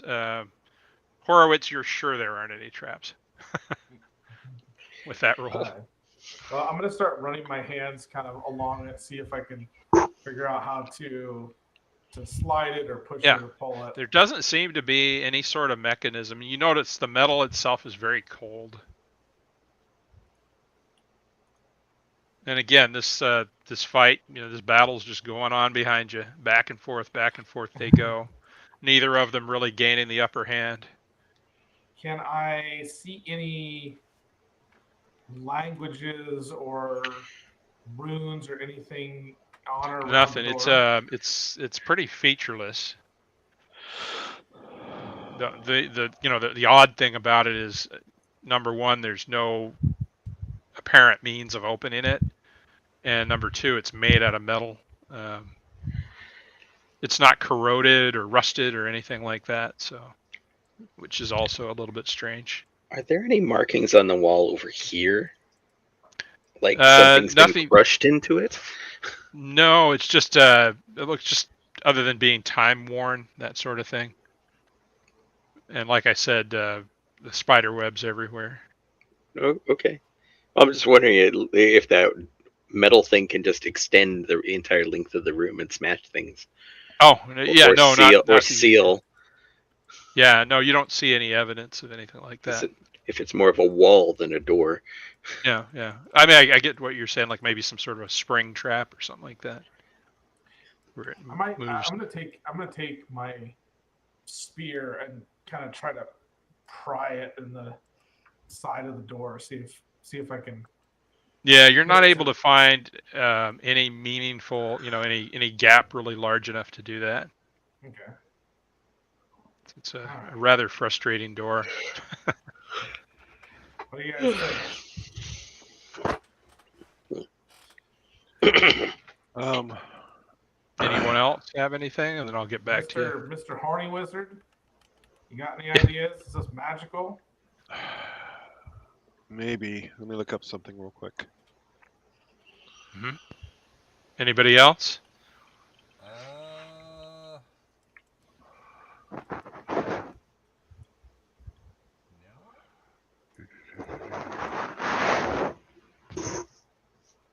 I guess. And are you giving the apparitions, like, you're not stepping into the area where they're basically going back and forth in these 4 squares here? Yeah, I'm gonna keep clear of them as I'm kind of walking around. All right, fair enough. You do that. All right. I detect magic to see if the apparitions or the door are magically sealed. I get enough to go. I'm aware of magical enchantment. In what radius? Gaps around this door, or is it airtight? Seems airtight. And how far does your detect magic? 30 feet. I rolled badly. 30 feet's good. So that you catch, and it doesn't tell you any real details with a 15, right? No. Just that there is magic. Yeah. Okay, so obviously magic here. I'm talking about the apparitions, and you detect faintly some magic on the other side of the door. Looks like maybe a couple of sources of magic on the other side of the door. But again, you can't tell beyond that anything about it. Can you guys pound anything into the crack at all? It doesn't appear to be. Like to keep it from moving? Oh, I see. So you're going to try and spike it shut? Sort of. That's just the first step of my nefarious plan. Okay. Well, why don't you, explain to me what you're trying to do, and I will let you know. I have an enlarge spell. Oh, so okay. If I can wedge something into the crack, I could theoretically... I see. The Okay. size of the object, and that should, like a blade of grass going through cement, tear the door open. Yeah. No, I see what you're getting at. Or jam it to where it will never work again. Well, I mean, no, because eventually the spell will dispel and it'll go back to normal size. So. Well, yeah, but if you bend it. Well, we're not getting through it anyways, unless you're going to spend 3 weeks trying to get in. So that's my option. Yeah, maybe we just need to go around to the other side, and there's a switch.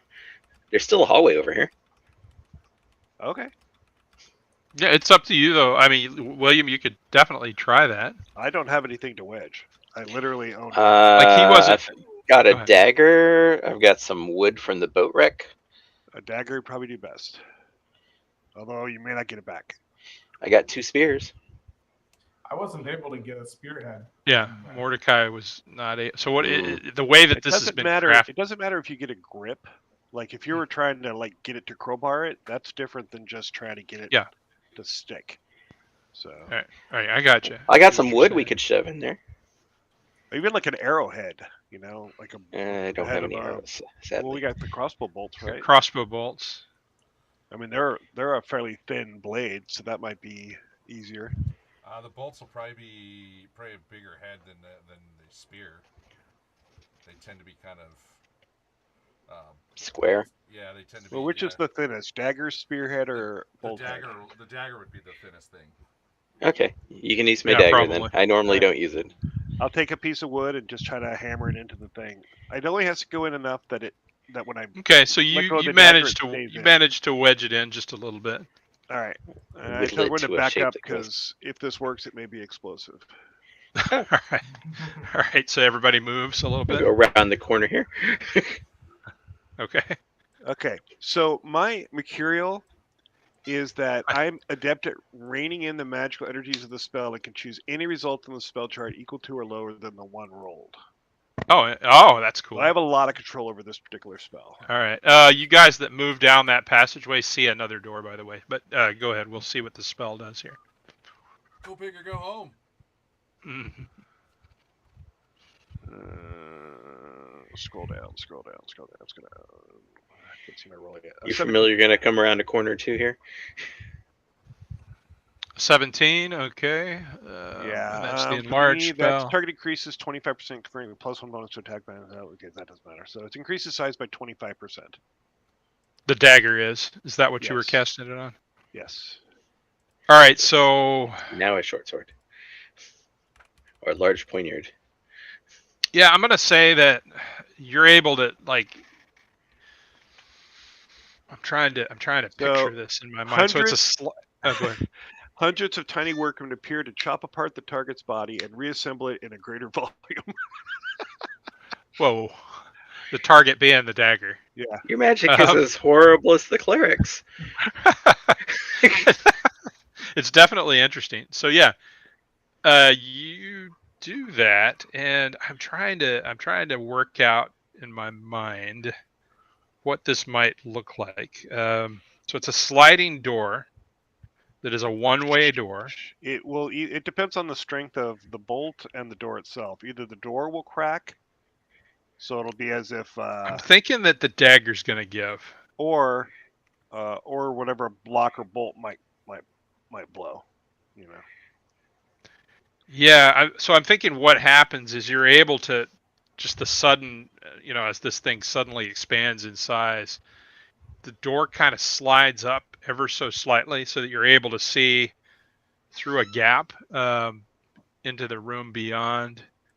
And let's see here, 1 second. And what you're able to like spilling through the crack that you create is some fine white sand. So some white sand actually spills into the room before the dagger just kind of breaks apart under the force of the door, which is stronger. The dagger is steel, and the door is It stronger. is. Yeah, the door is stronger. Okay. So the blade actually snaps, and the sand though kind of pours into the room, like just right around the door where the That gap doesn't appeared. sound good. And so now there's like a little pile of sand. Is the door right. still raised slightly from where the dagger went in? Ever so slightly, yeah. Not enough to make any difference. That definitely seems like a trap of some sort. Yeah, but a trap wouldn't be so hard to open. Well, They'd want unless it's designed to wait until you're all the way into the room before it opens and Unless it was blocks the already way. sprung and we're coming upon the last people next. It's also a possibility, right? Okay, well, other than destroying more things, that was pretty much my. Okay, yeah, I mean, yeah, it's a good thought. And who knows what might have happened, right? I think nothing would happen because the DM didn't want me to open it. I don't know. You also the result that you rolled, like you could have rolled higher. I don't know what the higher results are. I haven't actually looked at the spell, so Bigger. bigger. Yeah. So yeah, had it been bigger, I mean, you might have been able to, but who knows? We don't know. All right. So what's the plan now? So yeah, there's a pile of this. It's just this fine white sand right in front of the door. No one's Probably just.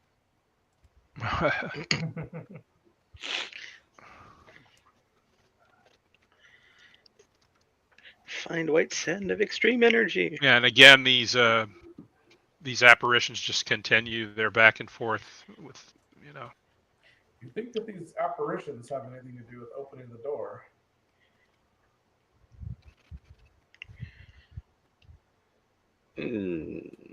Who is Horowitz? You can kind of look down there and see that this door to the west looks more like what you're used to, just an ordinary wooden door. I'll tap Wally on the shoulder and say, "Hey, let's go check out this door." And then, hey, psst. I'll kind of stack up behind him here.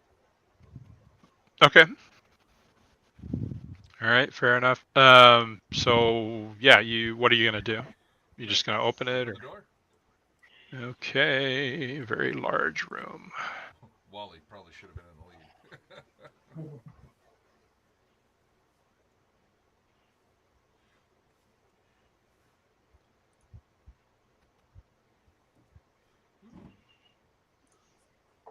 Okay, yeah, looking in, so you can see probably that much of it currently.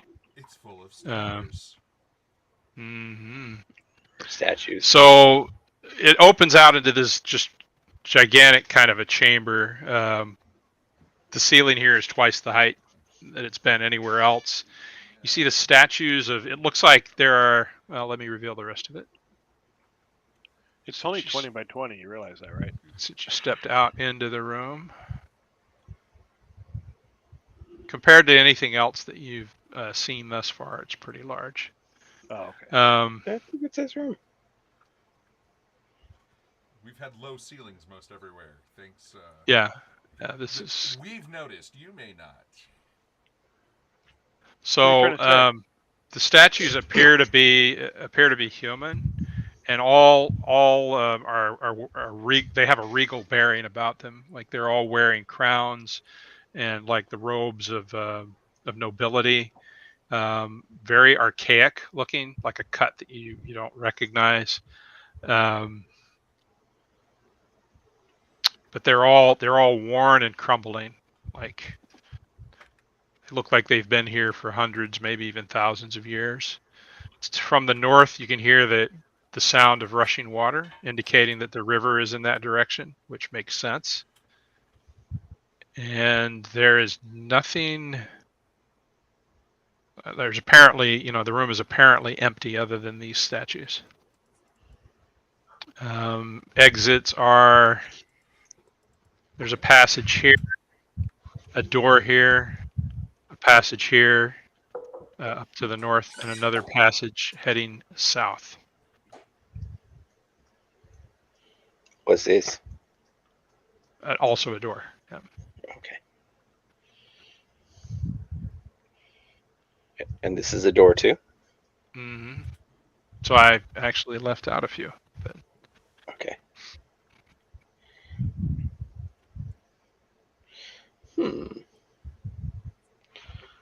and again, other than the sound of the rushing water, you can't hear anything.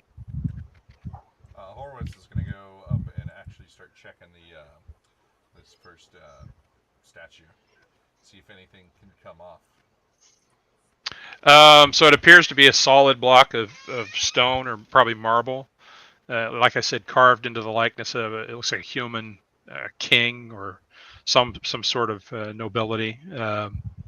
Features are indistinct because it's been worn away by time and ravaged by time, so it's kind of crumbling a little bit. No adornments or jewelry or anything of that sort on the statue.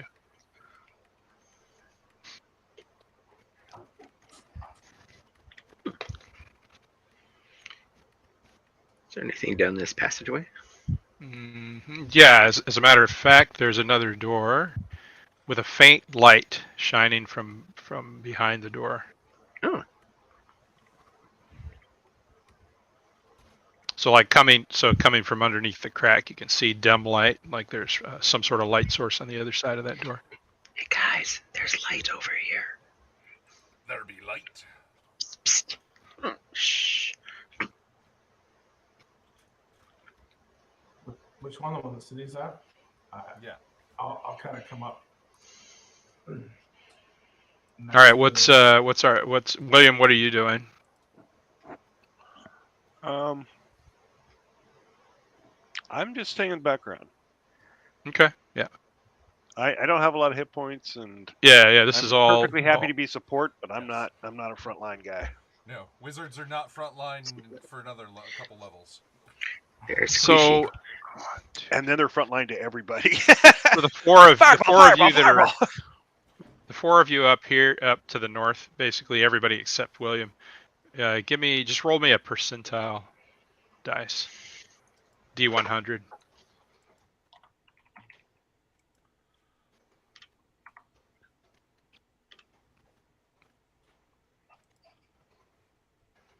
Okay, Mordecai, you go ahead.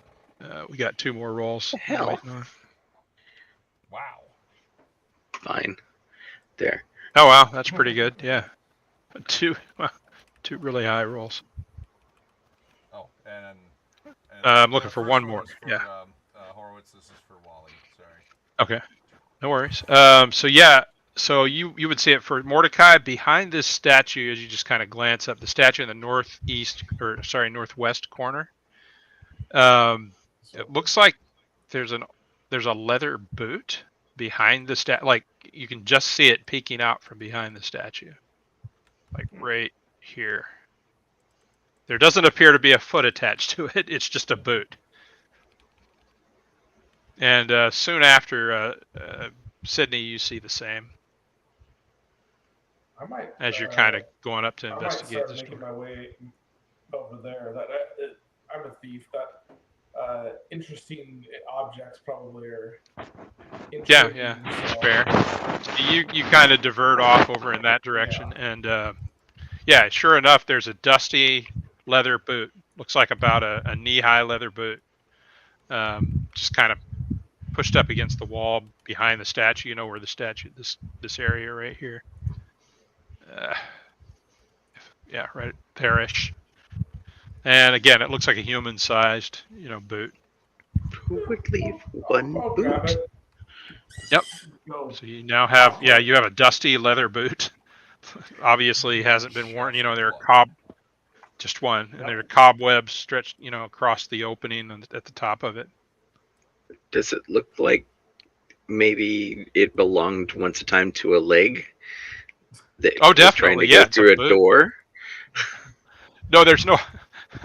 No, it looks like a discarded leather boot, Oh, and it is a left boot. If that makes any difference. maybe we can find the right boot around here somewhere. Possibly. Yeah. I have Like a why nice somebody ancient put it over pair here. of leather boots. No telling. Like it's in fairly decent condition, given the fact that it's been here for who knows how long. So there's light coming from behind the door that the rest of us are facing. Yep. There's light coming from behind this door. What kind of door is it? Another one of these kind of ordinary wooden doors.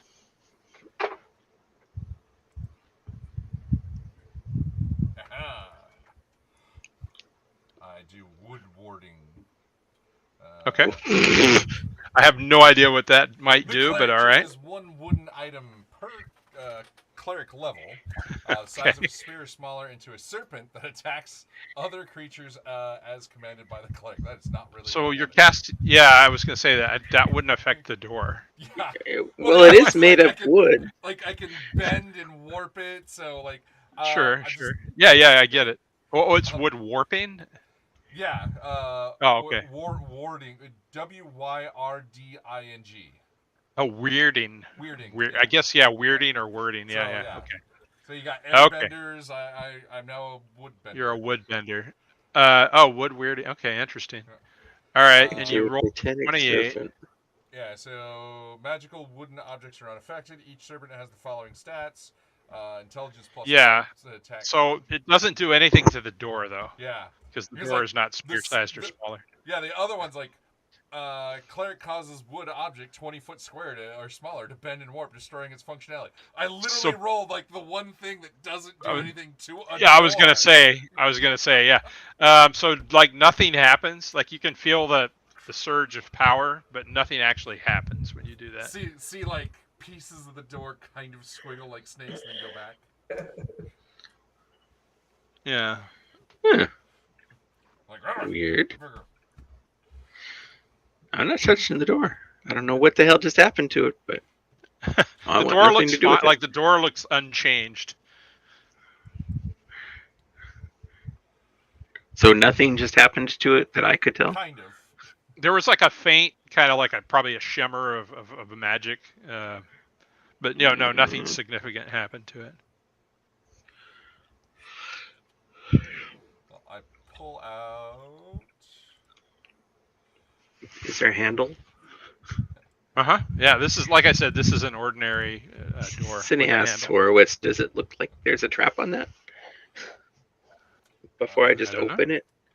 Horowitz will take a quick look. Okay, Horowitz, when you get closer to the door, you now hear. Yeah, so you don't find any traps, but what you do notice is that you can now hear from the other side a deep kind of a rumbling. It sounds like somebody snoring. When I say somebody, like somebody very large snoring. Yeah. Like it brings to mind like a bull, right? Like it's really deep, kind of a bass. Hmm. Is this where we left our Minotaur? Yeah. Yeah, no, Wright's back with the. I guess Wright's back with the gnomes, along with Kiddick. The two of them just decided to stay and eat bread with that gnome for. They went back to find their village. No, they're back. As We far as I know, stayed they're too back far there away with from no. the other mutants. Yeah, could be. That's up to them to decide. But So I have a ring that's a holy symbol of my my severed god, and I cast divine symbol on it. okay, And so it glows for the next 3 turns. A nice bright all light. right, all right. So the room lights up. Yeah. I'm assuming that that everybody else was using torches, but the room gets even brighter. Yes. So at this point, Even if light fades, my symbol will burn with brilliant radiance. all right. So for the next 3 turns, it is a +1 magical weapon that deals 1d8 +1 with an additional All right. +2 damage against unholy creatures. So Cool. I'm gonna go knock on the door as hard as possible. Oh, so you knock on the door. Boom, boom, boom. All right. So the snoring, you hear like, when somebody wakes from a deep sleep, like kind of like, and then you hear like a deep voice, like from beyond the door. It's just kind of,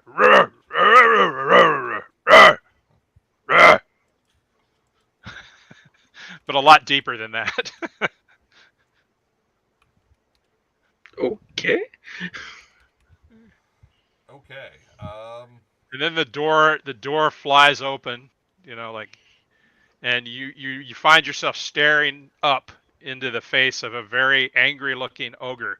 It's covered with beyond that, he's got these bulging eyes, one larger than the other.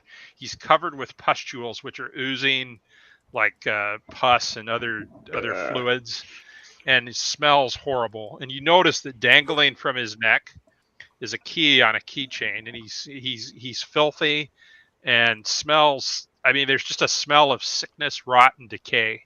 And beyond, you can see an incredibly dirty chamber, and it's very large. I'll go ahead and reveal it real quick. It looks like what you would imagine an ogre's dwelling to look like, that didn't care about hygiene or anything like that. You can see, in addition to the bedding, there's a table and chairs. The bed appears to be made out of animal skins and sackcloth, and just this horrible stench of diseased flesh. Back here, these objects in the middle of the room look like iron cages. And there are gibbering creatures in these cages that just continue to make these mewling, gibbering sounds. They're kind of formless and shapeless. You can't actually tell what they are. But there are 4 creatures in cages over here, and then a very large, like an iron pot over a fire, like a fire pit.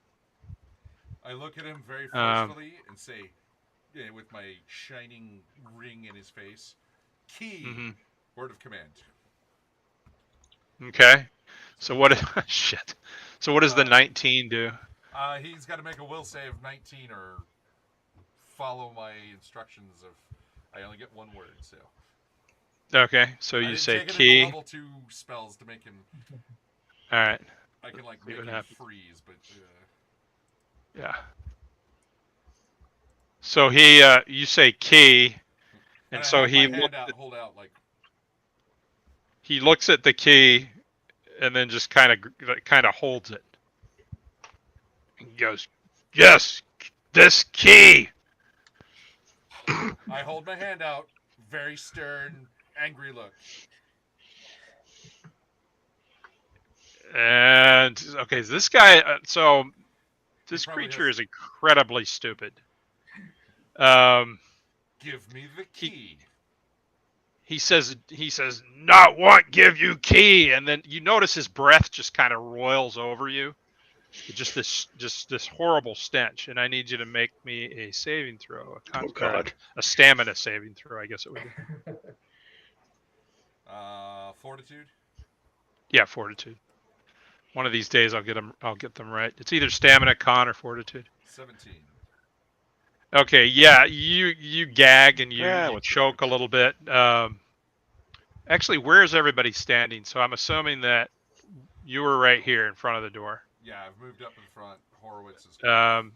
Horowitz so is right there. he's- Sydney, where are you? Is that Yeah, right accurate? right, yeah. All right, so Horowitz and Sydney need to give me saves as well. Fortitude or Yeah, fortitude, as this breath just kind of roils over you. No shit. Horowitz right. is like, nope, not having that. Okay. You can keep the key, Mo. it's an 11. Oof. Okay. Give me a D8 roll, both of you.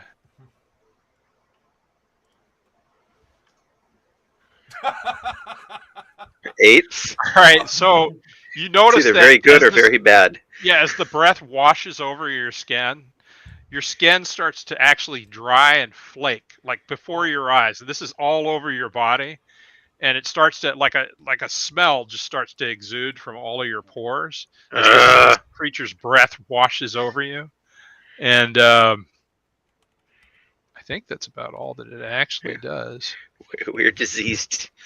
Yeah. So now you've got this skin condition where your skin's just kind of falling off in flakes, and there's a horrible odor accompanying it. It says, "This my key. Who are you?" I'm gonna try. Oh god, this is pushing it. He says, "Hand look good though." What's everybody else doing? Are we in initiative or just doing Not whatever yet. we want? No, I clicked on the wrong. Yeah. thing. Ignore that. So tell me what you want to do. Like basically, you can take free actions right now. You're just in conversation at this point. All right. I'm Well, gonna let the then, troll whisperer do I his cast thing. sleep on the ogre. Okay. All right. I All right, hit him let's again see and it. go, key. Okay. Let's do the sleep first. So let's see what happens there. Nice. 23. Got a 23. With a, All right. That's a max. First off, I have to roll to see if Cthulhu shows up. No, Oh, God. Cthulhu does not show up. Okay, that's good. Probably. Yeah. It looks like soft white Add an clouds that additional engulf the +2? target's head. Okay, so it's almost like a cartoon. There's these soft little Yeah. clouds engulf his head, and then what All happens? right, now let me look up the 23. Well, what does it mean when it says an additional +2 to your spell check roll? Yes, I noticed that too. Because he rolled a nat 20. I know. What I mean, what does that mean that he's? So- Where is he adding it to? No, Oh, so the spell check. basically, It's already added. Yeah. Well, and Says up to 4 targets must save or fall into a normal sleep of 1d6 hours, or one target be replaced in supernatural sleep for 1d4 hours. and because he rolled the nat 20, the spell check is at a 25 now. Oh, the save. Yeah. Okay, That's he's what gonna we have also to did for basically. +2. He's basically gonna have to crit his save. So. Oh yeah, he drops. He drops to the floor. Boom. Okay, so he's And the- asleep for 2 days. Oh my god! All right, and the creatures in the cages just start Oh, sorry, gibbering and 2 babbling. hours. I'm sorry, it was only 2 hours. Sorry. 2 hours is it might as well be 2 days. But anyway, yeah. He's, And these- the condition that will wake him up from the supernatural sleep is a kiss by a prince. Hopefully, okay. there's no He's- princes in these cages. He is out, and the creatures in the cages, they're kind of stunted and ape-like, about 4 feet tall and all twisted, and no two of them look the same. But they start shaking the bars like kind of monkey style. They're like rattling the bars of their cages and just shrieking like monkeys. You can take the key off. So him none and of you go know unlock him. this, but just for funsies, every time I cast sleep, there's a Mhm. 1% chance that some elder being comes to reclaim the spell. We're talking Oh like my Cthulhu goodness. level Elder Beam. To Every reclaim time I the cast spell, it. so you'll never be able to Yes. cast it again if it gets reclaimed. Yeah. We have to defeat the guy, and then I can keep it. Oh, But yes, on the list. On the list is actually Cthulhu. Let's see. God. The list could be the Grand Sultan of the Ifrit, the Great Cthulhu, the Grand Oh Prince of my Hell, God. Elephant-faced Godling of the Outer Dark, the Spirit of a Long Dead Archmage, or a Mechanicized Brain from the Distant Future. So any Or way an- we cut it, Or an we elemental shove him- prince. We just shove him out and say, "Hey, take his spell." You know, Right. Jesus Nope. Christ. Just This give game it Yeah, back. but none of you Joe. know this. You, All right, you so- lose your sleep spell, or we all die. Tough Yeah, math. so you're going to go. Who said they were going to go unlock the cage? I'm sorry. Wally is. Wally's like, key. Now that you have the key, Yeah. All right, so Wally's going to head over to the cages. Let's just go in order here. Sydney, what are you doing? looking ogre at my is passed horrible out. skin condition and freaking out, knowing that I'll never be welcome anywhere on the surface. Okay, all right, Yeah, fair. We can heal it. All right, what about Horowitz? Horowitz is going to come in and slough some skin off into the disgusting room. Okay. And watch what Wally's doing. You notice further as you look around. There are many dirty plates and dishes stacked everywhere. There's a bird statue that's carved, that appears to be carved out of logs. There's also another passageway at the far end. The cauldron is actually sitting on a fire that still embers are still smoldering, and there's a hot kind of a soupy liquid in the cauldron. What is Mordecai doing at this point? So I probably didn't see a lot of this because I was like, So you heard. You would have heard. Yeah, you hear an ogre. Yeah. Yeah. I'll as I'm hearing this, I'll come back and like enter into the room. All right, Horny, what are you doing now that you've put this ogre to sleep? Just lying there. I'm just watching to see if there's anything else I can do. I'm not. All right, so I'm not Wally, getting you anybody's go way. up and open this cage here. So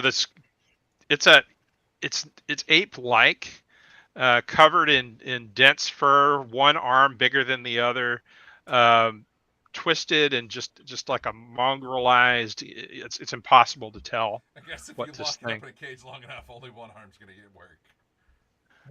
Oh God! And it's drooling and gibbering as you approach, and it's just like ah! And you stick the key in there, open it up, and it immediately tries to bite you. Let's see here real quick. I get a 9. So like as soon as the door opens, it bites your arm, your hand, with the key, and just starts shrieking in fury and attacks. So now it would be initiative, but we're gonna actually stop here. But we'll go ahead and hold on. Let me put up the initiative order, so you guys can go ahead and roll initiative. Look what happens when the chaotic cleric tries to do something nice. All right, yay! It actually appeared on the. That was a horrible roll, but that makes sense considering I was like late into the room. Yeah.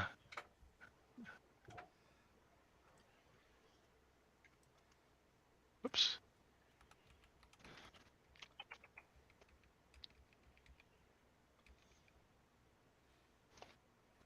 I'm assuming my familiar will go on my round. That makes it a lot. Yeah, easier. that's how we'll play that. Does it actually get to attack or anything, or? It's a creature. I didn't have a read that. damage. It does like a D4 punching damage, I think. Okay. But it's only yeah. at 6 hit points, so I very rarely will risk Sure. that. So. Yeah. But it can if you want it to. Okay. Theoretically, yeah. If I was like getting ready to die or something, I could make it do that. All right. So yeah, this thing. I guess being so close to 9 o'clock, we'll stop here. But that was a very effective way of dealing with the with the ogre. There's also, you notice, just kind of glancing over in this direction, there's a large amount of, it looks like cast off goods just kind of piled up over here. But we'll get to that next time. Just for dealing with that ogre, that's 650 XP for basically taking him out. So you can go ahead, and since I don't think anything else happened, so we'll just go ahead and 650 divided by 5 is what? Brain not working. 61. Yeah, No. that sounds right. Let's see. No, that's not right. I was gonna say that 130. So everybody 100. everybody tack on another 130 to their XP. Does that level anybody that was close? No, not me at least. All right, and then we will So resume. what are you, like 50 away, Sydney? I thought Sydney was close. Yeah. Yeah. that brings me down. I'm only 114 away now. Oh wow. Which, depending on how many goods are in the corner back there, or how much these There's a weird lot hate of stuff. things are worth. Yeah, it looks like there's a large amount of just. It's hard to tell from here, but there's a lot of, and plus scattered throughout the room, there's just a lot of. Well, like I said, and maybe that boot counted for a lot too. I don't know. Yeah, you never The know. left know boot. yet. Anyhow. Well, it'll have to keep till next time. I don't see us getting that much in the next minute. Right. In a minute. No, this one mutant is worth 1,000 XP. No. So yeah, basically, so next week the situation will be this one that you freed is going to attack. Meanwhile, the others are just shaking at their cages because they're still locked in their cages. Well, at least Wally gets to go first. Yeah, I still got my power ring. I just want to punch it in the face. So William, do you feel a little more powerful now? Yeah. A little more It wasn't really effective. about power. It was just more about useful, you know. Right. No, I got you, and I agree with you. I think that the halflings they do have a feature that involves luck. So that is like their one saving grace. But other There's than that, cool they're things kind of that can be done with the halfling. It just it's like after looking them up, it's one of those things like you have to use halflings in a fairly specific way to Right. Them, right. They're not as yeah. It's not as flashy as what That was the impression wizards I got and as well. clerics can do. So If we didn't have two thieves, I think that the halfling would maybe stand out a little bit more. yeah, Because their ability I to agree with share that too. their luck or whatever, Yeah. would be like helpful. Yeah. But considering that like the two thieves can like just kind of burn their luck, whatever, we don't really need like Right. a halfling to like share their luck or whatever with us. Yep. No, that's true. I think a wizard's kind of fills an empty role in the group anyway. So Yes, we've you got the needed, more offensive spell use. right. Although you've been pretty effective with the stuff that you have. I've been yeah. Well, I have a lot of like manipulative magic, and yeah. he'll have some manipulative and some offensive. Right. So right. stuff like sleep. I just want to see Cthulhu get summoned and just the entire campaign ends abruptly. I want to see him die instantly from being inside this tiny little cavern. He just pop like a grape. And then Cthulhu? I don't think that's how that would work. I think the so. cavern would become if Cthulhu, well, yeah, the cavern would get damage, but I think it would kill him as well. Yeah, I'm not seeing it. It can come in many forms. Yeah. I'm thinking that the cavern itself would probably die horribly. And a cavern can't even die, but that's the nature of Cthulhu. Or would just turn into Cthulhu. Yeah, exactly. Or he would literally just burst through the surface and, yeah. It'd be interesting. Are we still recording? Yeah, we're still. I think so. Yeah. Oh, okay. But we're actually done at this point, I think, for the week. So cool. And you may or may not be to... closer to the surface.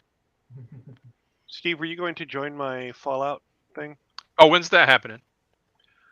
I don't know for sure. I think Given mentioned Thursdays, maybe. Yeah. Oh, because I was under the impression that you were going to DM something or GM something after this is over, taking over this slot. Well, no, So, because you yeah. said you were gonna start something right away, didn't you? No, I can take a break, is what I'm saying. Yeah. But I mean, If 'cause if I've people got- want to play on Thursdays, I am cool with I even if cannot don't play. actually. Yeah, I won't be able to play on Thursdays or Fridays. I can't do Thursday or Friday. Yeah, I mean Wednesday would be great for me, because then I'm not doing multiple games. But So my thinking was, and I'm sorry I didn't make this clear last time, is that we would presumably finish this up when you guys make it to the surface. Of course, we could pick it up again later, but I think that'd be a good place to just kind of end things for now, and then I'd like to step back as a GM and let somebody else. I the would reason I like was to. asking is I haven't used Foundry before, Mhm. and I kind of would like to have a guinea pig player while I'm setting things up. No, that's 'Cause fine. I had a DM in one of my other games that ran his game using Foundry, and I know that when it works properly, it's pretty nice. So Yeah, I'm noticing all the good virtual tabletops have a learning curve, and once you get past that, yeah, it's it sure oh do. wow, look at all this awesome things I can do. It's like Yeah, I see the things that people do, and I'm like, that's awesome. Oh, yeah. you've Oh, it took me The 37 biggest hours problem to do. Yeah, it's just taking. Okay, so the problem with any kind of VTT online game yeah, is for the DM's purpose, and Steve can adjust this with the Roll20 game he's been running.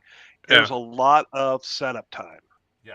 There is Like if I have a potentially. Yeah, random encounter, if Yep. I don't have the monster pre-done, yeah. then everybody's gonna wait while I do it right then and there. Very Yeah. So I've true. got to do all the monsters that might appear, all the characters, all the different battle Well, it's Like maps. even if I don't And- set them up, I still have to create tokens for them, and I have to Right. all of that stuff. And Foundry is really powerful, but it is kind of slow to setting up. So Yeah. it's kind of a you get something, but you lose something too. I think this guy was running a because it was one of the official WotC modules. So I think it was, everything was preloaded into. Like Well, that's the other thing. There is not an official Fallout thing. So what right. I'm using is is a custom built one that I found. Oh, okay. So what So- system is it? Is it? It's the 2D20 system. Oh, the new Fallout game that just came out, right? Right, It's been right. out for Oh, okay. a couple years. Well, New-ish. The one thing I like about their 2D20 system from Modiphius is once you learn it, you know it. But every iteration, every time they put it into another game, they add a mechanic that's special for that game. Is that the one that Conan uses? The Yes. 2D20? Oh, okay. Yeah, Conan was one of the Yeah. first ones to use it, and then And they'll call the things different things. Like Yeah. in Fallout, the special to hit has a little Pip Boy on it. Oh, on, okay. Makes Conan, sense. it's got a different symbol. Things Yeah. like that. Yeah. So, and then but like, if I you, love the if you, Fallout universe. Like, but I'd you love could very easily take anything from one of the 2D systems and port it over to another one because it all just kind of fits in. No yeah, problem. because- And Modiphius just lost Conan, though, didn't they? yeah, they lose it in June. I think it is technically. I only got the core book, but Yeah, I need to get on Modiphius and get some books for the library. I definitely love to play it, though. To answer your question, Okay. Would you mind then if I set you up a blank character and then we could talk later? No, I don't mind. Yeah, Because I want to make sure that things appear a certain way. Like the yeah. tokens and- You can ping me in Discord or whatever, and Okay. it's just a matter of me having time. So I would feel more confident before I'm videotaping in front of a bunch of people and fumbling around on how to yeah, no, do X, Y, or Z. yeah, no, that'd be great. And I'd love a chance to try out a new system. It'd be new to me, so Cool. yeah. And I love the Fallout universe, so I love those games. I do so. too. I've played everything, so I mean, I'm looking at the character sheets and stuff coming in the Foundry, and it looks nice. There's a lot of good information. It's just like I'm putting in the different raiders, and each one has a different set of weapons, and then I got to define all those weapons, and it's like. Are we going to start out as? I don't know if you want to spoil this, but are we going to be Vault survivors or? We're going to do the normal character creation, so you could be a Vault survivor. No. Okay. But if you are a Vault survivor, you have you've already left the vault. You like recently okay. left the vault. So we're not starting out with You're all Liam going to Neeson start talking in the to same us. or area, whatever. but your origins could be pretty much anything in the base game. So I can be a super mutant. Technically, although I will, if you walk into town as a super mutant, you're likely to get shot. So True. I can be a ghoul though. yeah, ghouls, unless it's a really, really, really human-centric settlement, ghouls are usually accepted. Yeah. Yeah. What was his name? What was the ghoul in Fallout 4? I really loved that guy. Shoot. Harold? The guy know who who was I'm- the salesman. No, it was the. Goddamn. He was the one that thought that he was a Hancock. Hancock. Oh yeah. Yeah. Yeah, I liked him quite a bit. But in any case. Yeah. So I'm going to allow anyone to play anything because I mean I want to show the diversity of the system because part of it is just I want to run it, but it's also part of it is to show off the system as a whole. So you could be like a somebody from a settlement or a raider Yep. or whatever. But of course, you'll have to deal with whatever. If you're a ghoul, you're probably not going to get the same prices as a human if you're dealing with a human, and vice versa, Sure. Yeah. and so forth. There's a little bit of fantasy racism in there or whatever. Yeah. Pretty Yeah. fantasy racism. That's a great term. I mean, there is in just about every system, right? I do a Especially- LARP where they're doing the Old West, and they actually made up a whole new world that had its own Old West, just so they wouldn't have to deal with any of the role playing. The actual Yeah, at the smart. time, Yeah. So It's interesting. Like Pirate Borg really tries to skirt around the issue of a lot of the pirates were like smuggling slaves and stuff like that, and because it's actually set in the Caribbean, right? So it's the real world, but it's like a fantasy analog of the real world. But they skirt around a lot of that stuff. So like, yeah, probably for the better. yeah, but that'd be cool. I've got a couple of generic, like I got some raiders predefined and all that, so we could do a couple of battles, make sure it all works. Okay. And, Yeah. Thank you. All right. Yeah. Just let me know. Hit me up in Discord and. Everybody at home, thank you for tuning in. We're gonna head on out. The library is now closed. Thank you for tuning in, and we will see you Monday. Sounds good. All right, guys. I hate